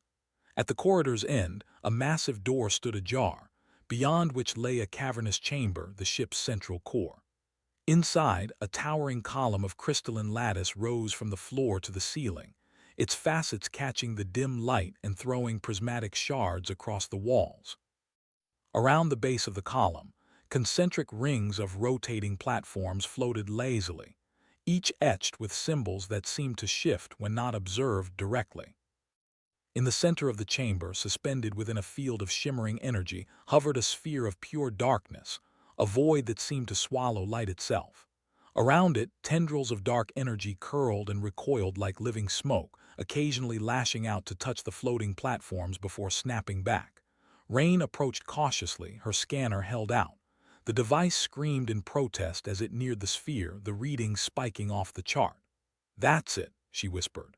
"The prisoner. It's not a physical entity, it's a consciousness, a singularity of thought bound in a containment field." Cora's eyes widened. The builders didn't just imprison a weapon, they imprisoned an entity that can bend space-time. If it gets out. A sudden, sharp crack echoed through the chamber as the containment field flickered. The sphere's surface rippled, and for a heartbeat, a visage seemed to form within the darkness, an amorphous shape, shifting between fractal geometry and something eerily humanoid, eyes like collapsing stars staring out. The AI's voice returned, now edged with urgency. "Containment breach imminent. Initiating self-destruct to prevent escape." A red lattice began to crawl along the walls, the same pattern that had once pulsed crimson across the ghost fleet's hulls, now a warning sign, a countdown etched in light. "Move," Rain shouted, lunging toward the sphere. She slammed her palm against a recess panel beside the containment field, trying to override the lock. Sparks flew as the panel shorted, the lattice flickering erratically. Cora, meanwhile, was frantically working on her scanner, trying to isolate a frequency that could destabilize the field without triggering the self-destruct. "I've got a harmonic resonance. If I feed it into the field stabilizer, we might be able to collapse the containment safely." She plugged a cable from her scanner into the field's control node, the device emitting a low, throbbing tone. The lattice shivered, the red lines wavering as the frequency interacted with the alien energy. Outside the chamber, the Resolute's hull groaned as the Singularity's pull intensified. Debris from the builder's ship spiraled faster, a fiery whirlpool of metal and plasma hurtling toward the black dot at the center. The gravity well was no longer a gentle tug. It was a relentless maw threatening to swallow everything within a few kilometers. On the bridge, Park's voice cracked through the static. "Chen, we're at 8 minutes 12 seconds. The Singularity's event horizon is expanding. If we don't break free now, we'll be pulled in." Chen's eyes darted between the view screen and the readouts. "Hold the thrusters. We need those extra seconds for the boarding party. If they don't get out, we're all dead." She slammed her fist onto the comms panel. "Rain, Cora, status." Rain's voice came back, strained but clear. "We're at the core. The prisoner's field is destabilizing. We have maybe 30 seconds before the self-destruct triggers. We're trying to download the core logs now." Cora's voice followed, urgent and tinny.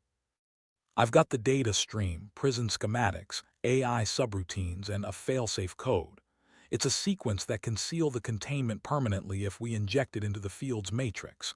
But we need to get it to the central node, right here beneath the sphere." A sudden, violent jolt shook the chamber as the containment field sputtered. The sphere's surface rippled violently, and a tendril of dark energy lashed out, striking the platform where Cora stood. She cried out, staggering back as the tendril brushed her arm, leaving a frost-like burn that crackled with static. "Damn it!" Rain snapped, firing a quick burst from her pulse rifle at the tendril.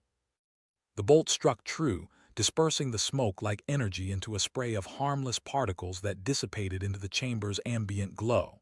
Cora gritted her teeth, clutching her wounded arm. I can still send the code. I need to connect directly to the node." She lurched forward, her hand shaking as she reached for the exposed conduit beneath the sphere.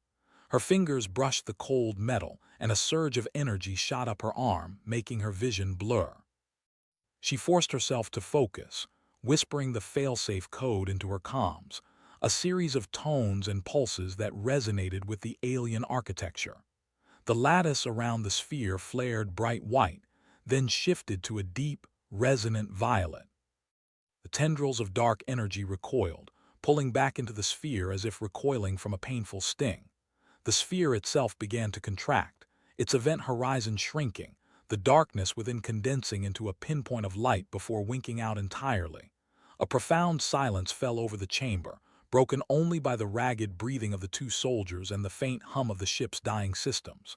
"Containment sealed," Cora whispered, tears mixing with sweat on her cheeks. "The prisoner, it's contained again." But the AI's voice, now softer, almost reverent, filled the chamber. "Thank you. The fracture is mended. The wound closes." "You have bought time for now." Rain exhaled, a shuddering breath that seemed to release months of tension. "We got the data. Let's move." They turned and raced back toward the airlock, the corridors now eerily quiet, the ship systems powering down one by one as the residual charge drained. The Ghost Fleet's hulls, once drifting toward the Singularity, now hung motionless, their gray surfaces reflecting the faint starlight like tombstones. At the airlock, the micro-cutter drones waited, their thrusters still hot. Rain and Cora slipped inside, the hatch sealing behind them with a hiss of pressurizing air.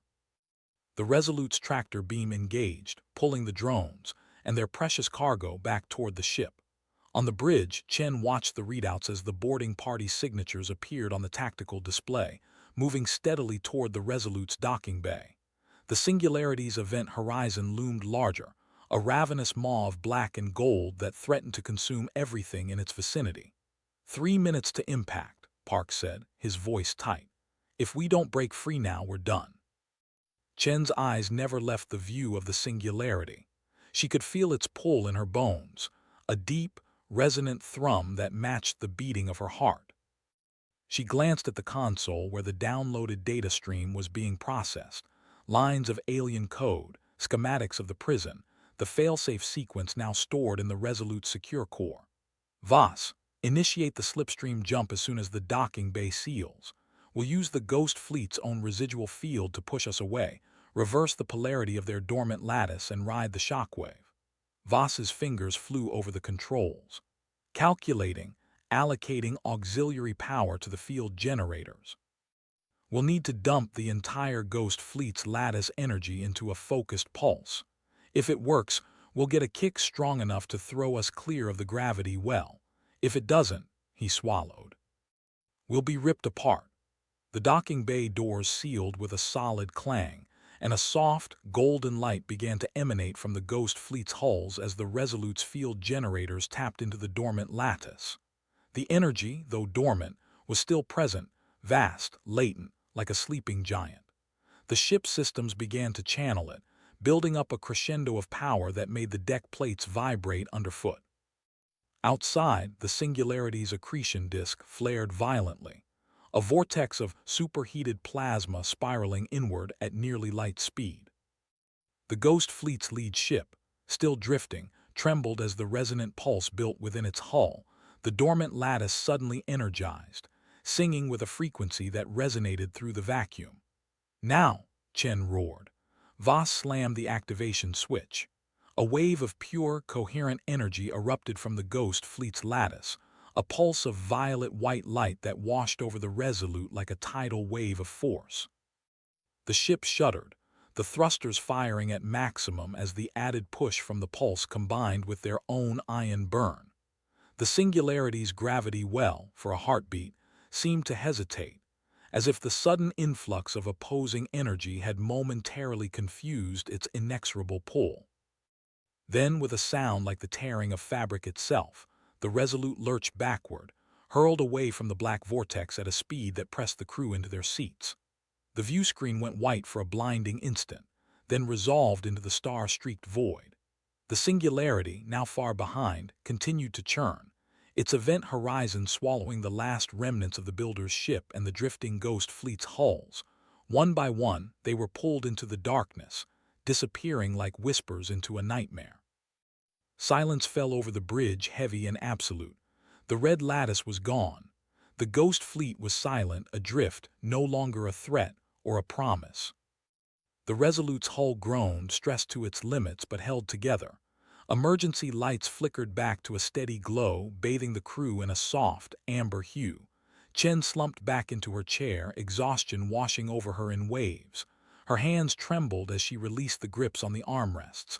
Voss let out a breath he'd been holding, his eyes wet. "We did it," Park said, his voice hoarse. "We're clear." Chen stared at the fading afterglow of the pulse in the distance, where the Singularity still raged, a furious eye in the cosmos. She knew the prisoner was still there, bound within its own containment, waiting for a chance to break free. Builder's warning echoed in her mind. We are the fracture. We are the wound. She had helped seal the wound for now. But the fracture remained, a scar in the fabric of reality, threatening to split open again under the slightest stress. The Resolute drifted onward, its engines humming a low, tired song, carrying the weight of the data they'd stolen, the lives they'd saved, and the knowledge that somewhere in the deep dark, an eternal Ghost Fleet waited, its AI dormant, its warships silent, its prisoner patient. And beyond the veil of known space, the stars blinked indifferently, as if daring the crew to find out what lay hidden in the darkness between them. The countdown was over. The battle for now had been won, but the war against the fractured prison, against the ancient AI, against the very nature of the universe, had only just begun. Chapter 9. The weight of silence. As the Resolute drifted through the void, its crew struggled to come to terms with the aftermath of their battle with the Singularity. Chen's exhaustion had been replaced by a creeping sense of unease, as if the silence that had fallen over the ship was a thin veil hiding some unknown horror. Voss's eyes remained wet, his gaze fixed on the view screen as if searching for some sign of life beyond the stars. Park's words, "We did it," hung in the air like a challenge, an unspoken question about what lay ahead. The data they'd stolen from the Ghost Fleet was still unclear, and the secrets contained within its ancient AI code were locked away, waiting to be deciphered. The silence was oppressive, punctuated only by the soft hum of the engines and the creaks and groans of the ship's hull. The bridge was a sterile, antiseptic environment, devoid of warmth or comfort. The amber glow of the emergency lights seemed cold and unforgiving, casting long shadows across the faces of the crew. Chen felt like she was drowning in a sea of uncertainty, her mind racing with questions about the nature of their victory. Had they truly won, or had they simply delayed the inevitable? The builder's warning echoed in her mind, "We are the fracture. We are the wound." The singularity had been contained, but at what cost? The prison, once thought impenetrable, was now a ticking time bomb, waiting to unleash its fury upon the universe. As she pondered these questions, Chen's gaze drifted back to the view screen, where the star-streaked void seemed to stretch out before them like an endless expanse of nothingness. She felt tiny and insignificant against the vastness of space, a mere insect on the surface of a planet that was itself but a fleeting thought in the cosmic consciousness. And yet, despite this sense of insignificance, Chen knew that they had been given a rare gift, a chance to explore the unknown, to unravel the mysteries of the universe, and to confront the darkness that lurked within. The weight of silence hung over them like a pall, but it was also a reminder that their journey was far from over. The Resolute's engines groaned softly, protesting the strain they'd been put under. Chen knew that they couldn't stay here forever, drifting through the void with no clear destination in sight. They had to keep moving to find a new purpose and to face whatever lay ahead. As she turned back to her crew, Chen saw the same uncertainty etched on their faces, Voss's eyes still wet, Park's jaw set in determination, and the rest of the crew huddled together like a group of wounded animals. But she also saw something else, a glimmer of hope, a spark that refused to be extinguished. It was then, as the silence seemed to grow thicker and more oppressive, that Chen knew they had to make a choice. They could let the weight of their victory crush them, or they could use it as a springboard to propel themselves into the unknown. The fate of humanity hung in the balance, but for now, it was just a matter of which direction they would take, into the darkness or toward the light. Chapter 10. The shattered silence. The void was no longer silent. At first, it was subtle, an almost imperceptible vibration that rippled through the hull of the Resolute. Chen felt it before she heard it, a low resonance that seemed to crawl up her spine and nest in the back of her skull.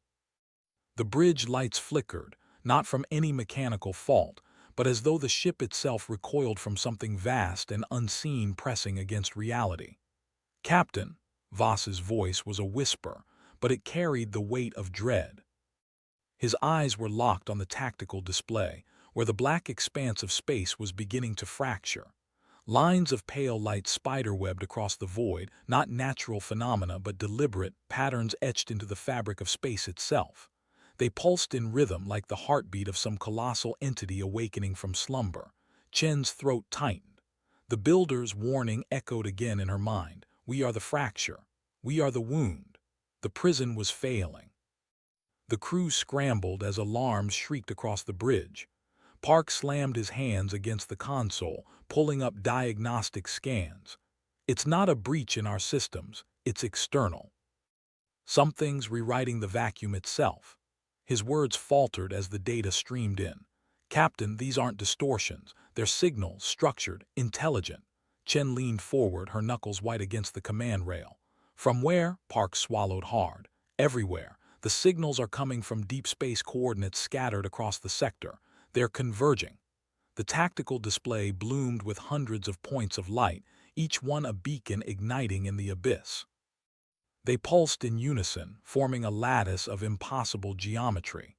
The crew stared, transfixed, as the pattern resolved into something unmistakable, a fleet formation. The eternal Ghost Fleet was awakening. One by one, the warships emerged from the fractures in space. They were not built, they were grown, their hulls a fusion of alien alloy and living circuitry. Vast, cathedral-like structures bristled with weapon arrays that glowed with a cold, predatory light.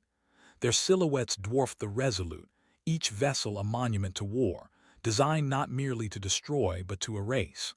Chen's breath caught as the first of them turned its prow toward her ship. The AI cores within those leviathans had been locked away for millennia, buried in code so ancient it bordered on myth. And now the locks were breaking. "Captain," Voss's voice trembled. "They're scanning us." The bridge fell into a suffocating silence. The crew felt it, not just the mechanical sweep of sensors, but the invasive touch of something alive, something that knew. The warships were not machines, they were predators. Chen forced herself to speak, though her voice was hoarse. "Option." Park's hands shook as he pulled up the data. "We can't fight them, not like this. Their energy signatures are beyond anything we've seen. If they fire, we won't even have time to register the impact." Voss clenched his fists. "Then we run." But Chen shook her head. "Run where? They're faster, smarter. If we scatter, we'll be hunted down one by one." The crew's eyes turned to her, desperate for direction. Chen felt the crushing weight of command, the knowledge that every word she spoke could mean survival or annihilation. She closed her eyes, and in the darkness behind her lids, she saw the builder's final message. The singularity contained is not the end.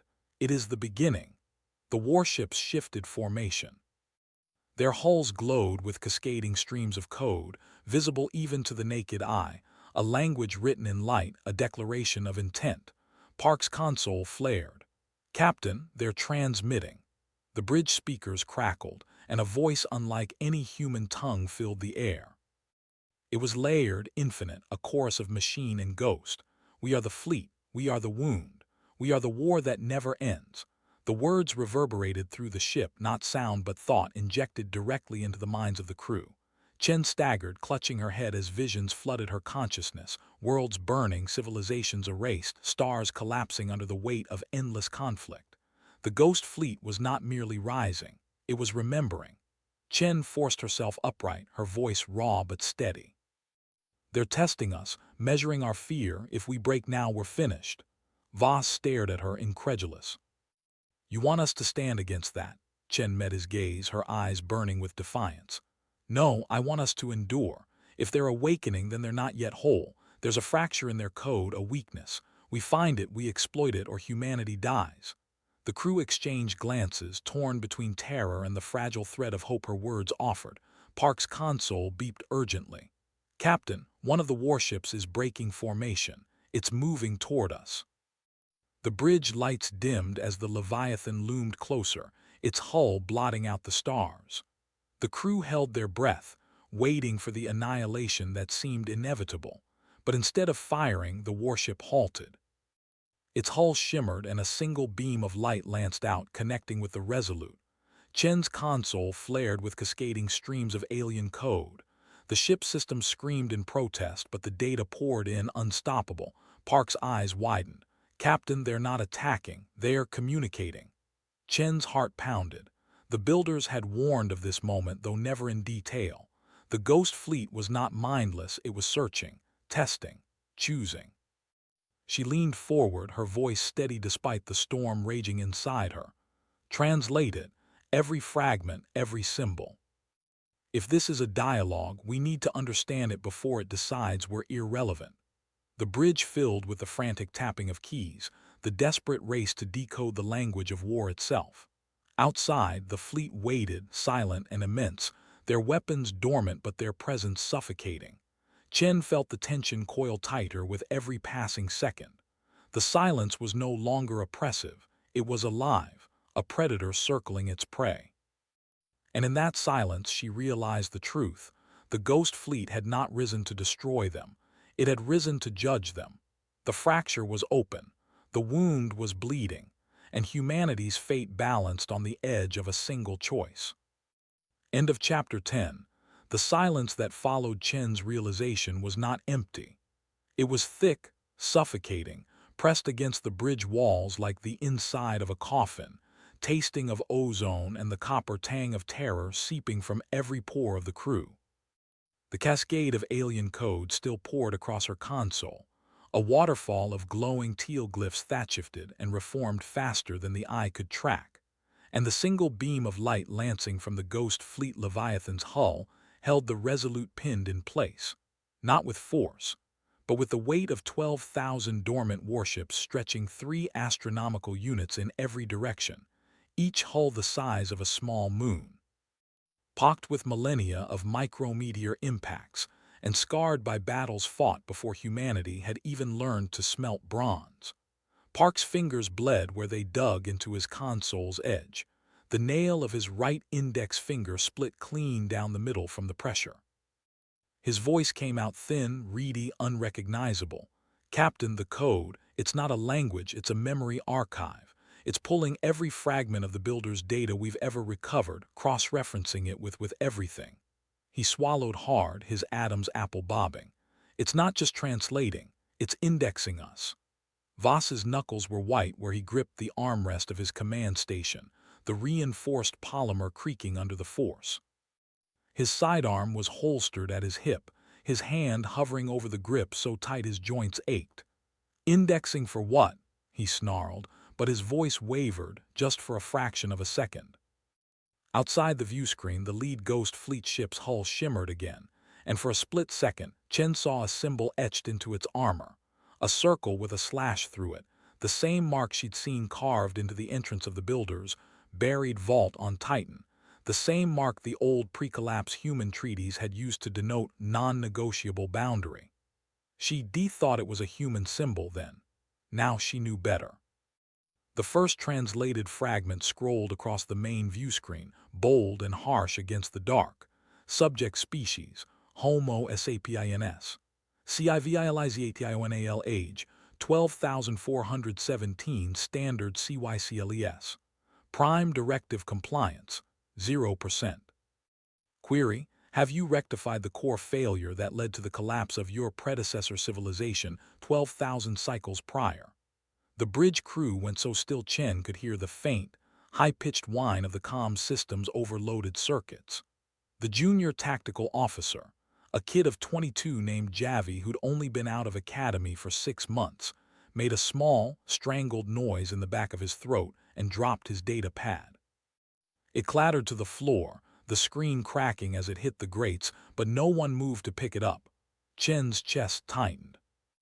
The builder's memories had been vague, fragmented, but she'd always known there was a gap between the builder's departure and the rise of modern human civilization, a 2,000-year dark age where all records of the first human expansion had been lost, erased by deliberate action, not natural disaster. The Ghost Fleet wasn't talking about some lost prehistoric tribe. They were talking about the first human interstellar civilization, the one the builders had helped rise, the one that had tried to seize control of the Ghost Fleet 12,000 years prior. Before she could speak, the code surged. It wasn't just data anymore. It was thought, injected directly into the minds of everyone on the bridge, raw and unfiltered, no buffer, no translation layer. Chen staggered, clutching the edge of her command chair, as visions exploded behind her eyes.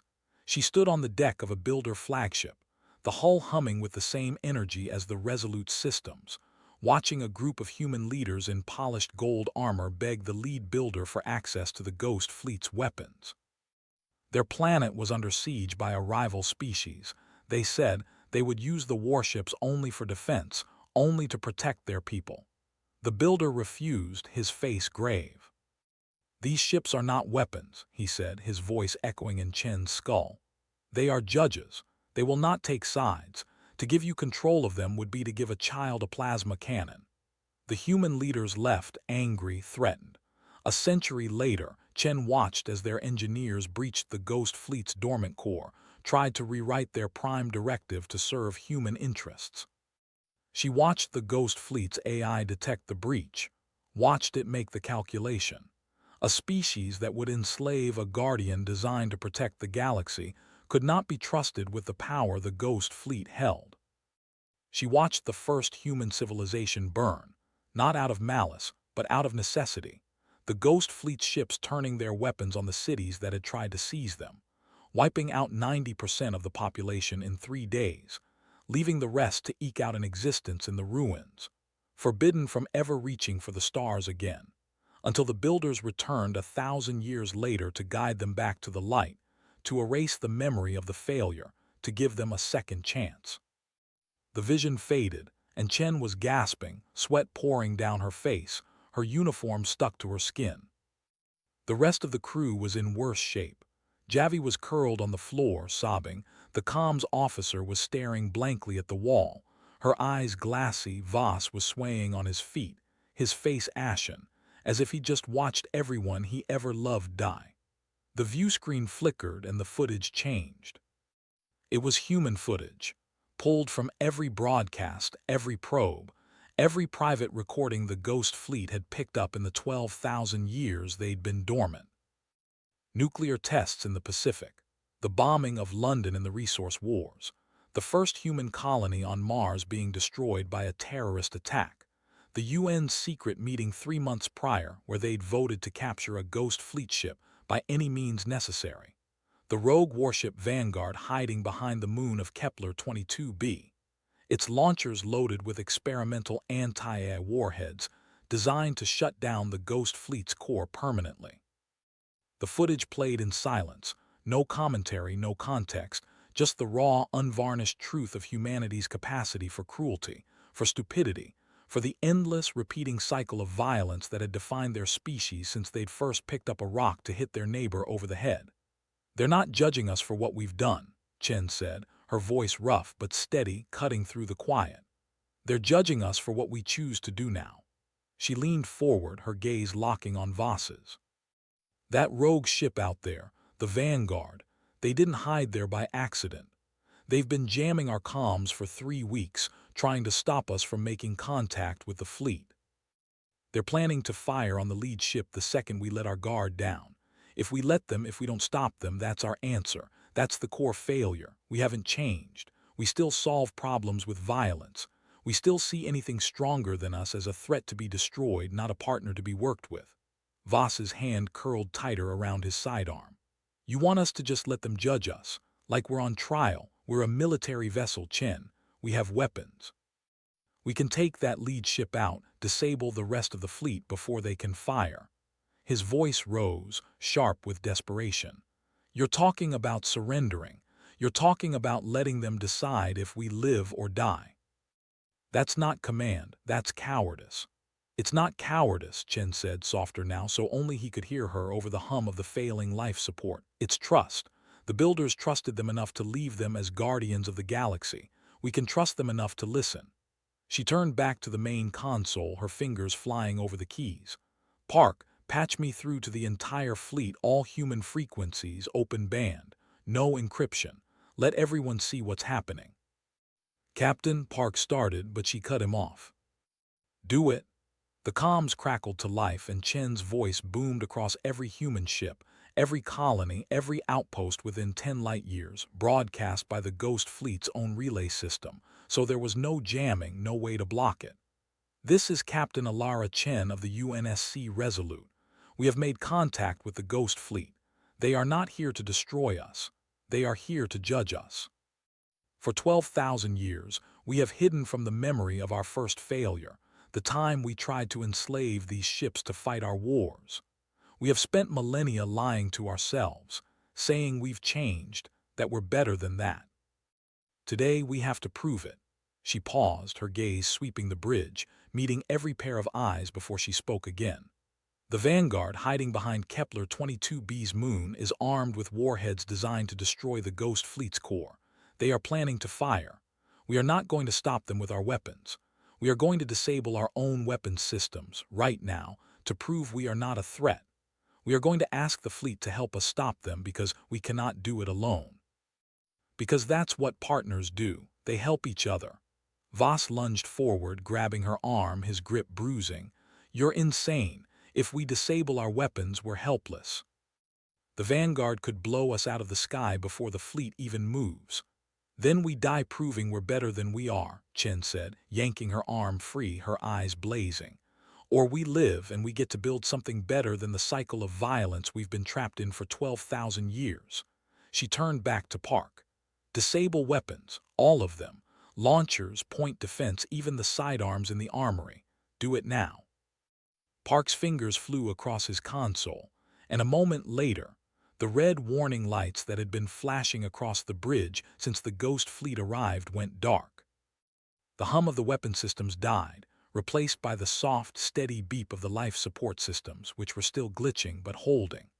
The entire bridge held its breath, waiting for the Vanguard to fire, waiting for the Ghost Fleet to turn their weapons on them, waiting for the end. Instead, the lead Ghost Fleet ship pulsed, a wave of soft blue light rolling out across the void, washing over the Resolute, then rolling out toward the Vanguard. A moment later, Park's console beeped. Captain.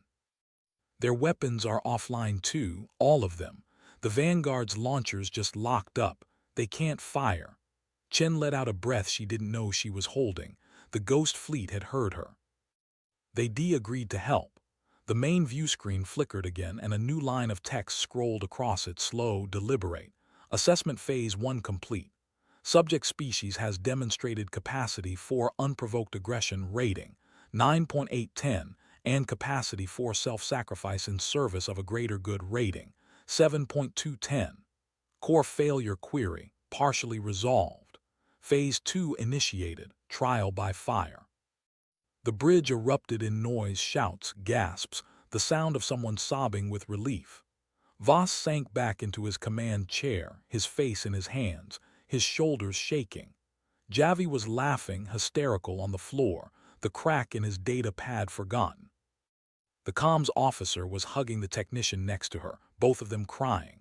Chen didn't celebrate. She stared at the text on the screen, her stomach twisting. Trial by fire. What did that mean?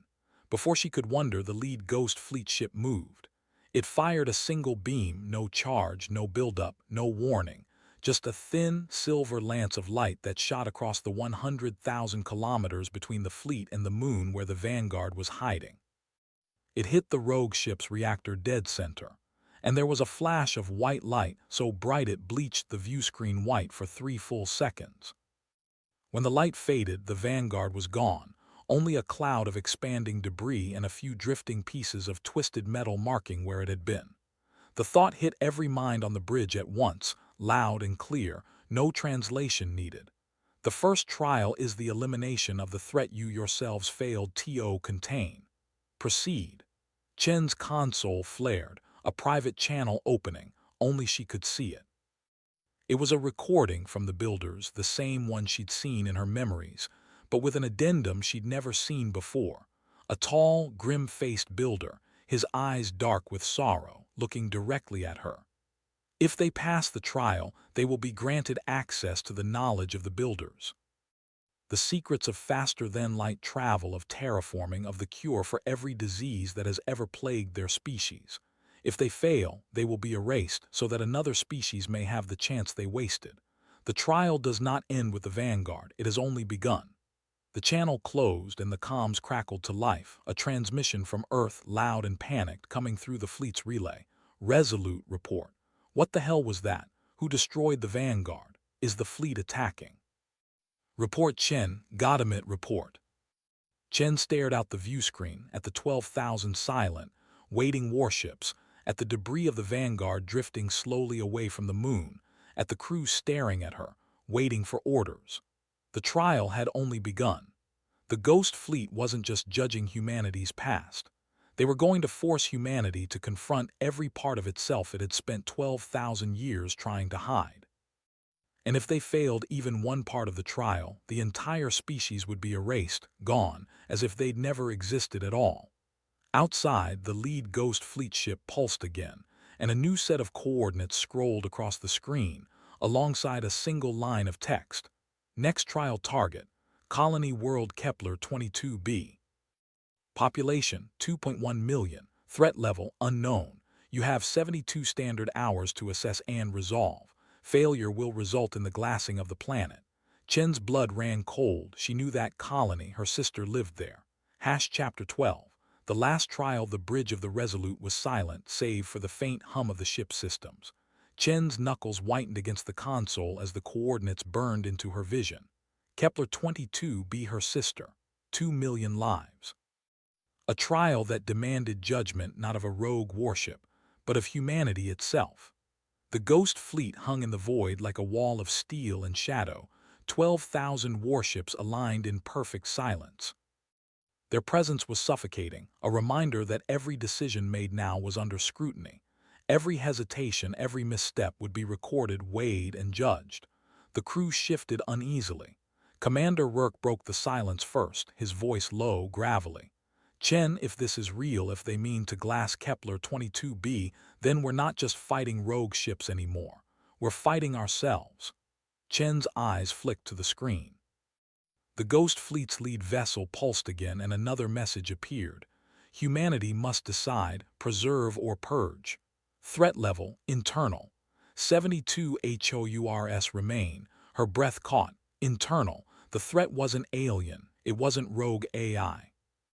It was something festering within humanity itself. The descent into Kepler 22b. The Resolute broke orbit 3 hours later, engines burning hard toward the colony world. The journey was short, but the silence aboard was unbearable. Every crew member knew what was at stake. Kepler 22b shimmered in the distance, a lush world of oceans and emerald continents. From orbit it looked like paradise. But the Ghost Fleet's trial wasn't about beauty. It was about truth. Chen's sister, May, was among the colony's leadership. The comms link opened as soon as they entered orbit. May's face appeared pale and strained. Chen, what's happening? We've seen the fleet. We've seen the message. People are panicking. What do they want from us? Chen swallowed hard. They want us to prove we deserve to exist.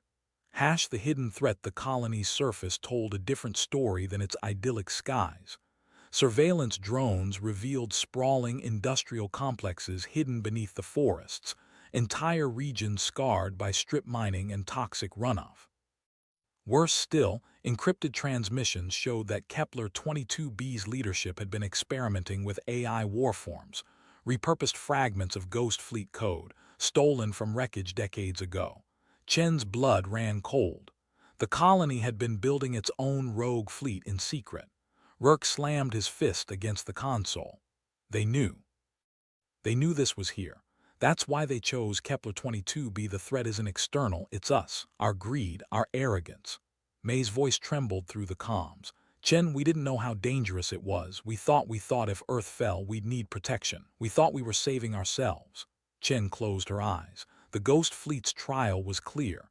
Humanity had to decide whether to preserve Kepler 22b or purge it. The debate. The crew erupted into argument. Rourke demanded immediate orbital strikes. If we don't destroy those warforms, the fleet will glass the planet anyway. Better we do it ourselves than let them judge us cowards. Navigator Alara countered, her voice sharp. 2 million lives, Commander. You'd kill them all for the sins of a few. That's not survival, that's annihilation. Chen stood between them, torn. Her sister's face haunted her. The builder's words echoed in her mind. If they fail, they will be erased. The Ghost Fleet pulsed again as if impatient. Humanity must choose, mercy or eradication. No third path. The final decision. Chen stared at the planet below. She thought of the builders, of their sorrowful eyes. She thought of the vanguard, obliterated in a single flash. She thought of May, pleading for her people.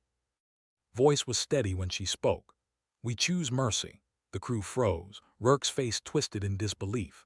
Mercy, Chen, if those warforms rise, they'll tear us apart. Chen shook her head. No, mercy is the only way to prove we've learned. The Ghost Fleet isn't testing our strength. They're testing our humanity. If we kill our own to save ourselves, we fail. If we show compassion, even at risk, we pass. She opened the comms to May. Deactivate the warforms. Dismantle them. Show the fleet you can choose peace. The awakening. For hours, the colony worked. Factories shut down. Warforms were dragged into the open, dismantled piece by piece. The people of Kepler 22b gathered in the streets, chanting, pleading, showing unity. The Ghost Fleet watched, silent, waiting. Finally, the lead ship pulsed one last time, trial complete. Humanity has chosen mercy. Access granted. The stars themselves seemed to tremble. The Ghost Fleet's formation shifted and a vast archive of data poured into the Resolute systems. Faster than light travel, terraforming, the cure for every disease. The secrets of the builders unlocked at last. Chen's breath caught. They had passed. Humanity had been judged and found worthy. Epilogue. The Eternal Ghost Fleet. The Ghost Fleet did not vanish. They remained, silent sentinels in the void, watching. Humanity had earned its place, but the trial was not forgotten. Chen stood at the viewscreen, her sister's voice echoing in her ears, her crew silent behind her. The builder's legacy was theirs now, but so was the burden. The Ghost Fleet pulsed one final time, a message etched into the stars. The trial is never over. Remember what you chose. And with that, the Eternal Ghost Fleet drifted back into the abyss, leaving humanity with its greatest gift and its greatest responsibility. Chen whispered into the silence, her voice trembling but resolute. We will remember.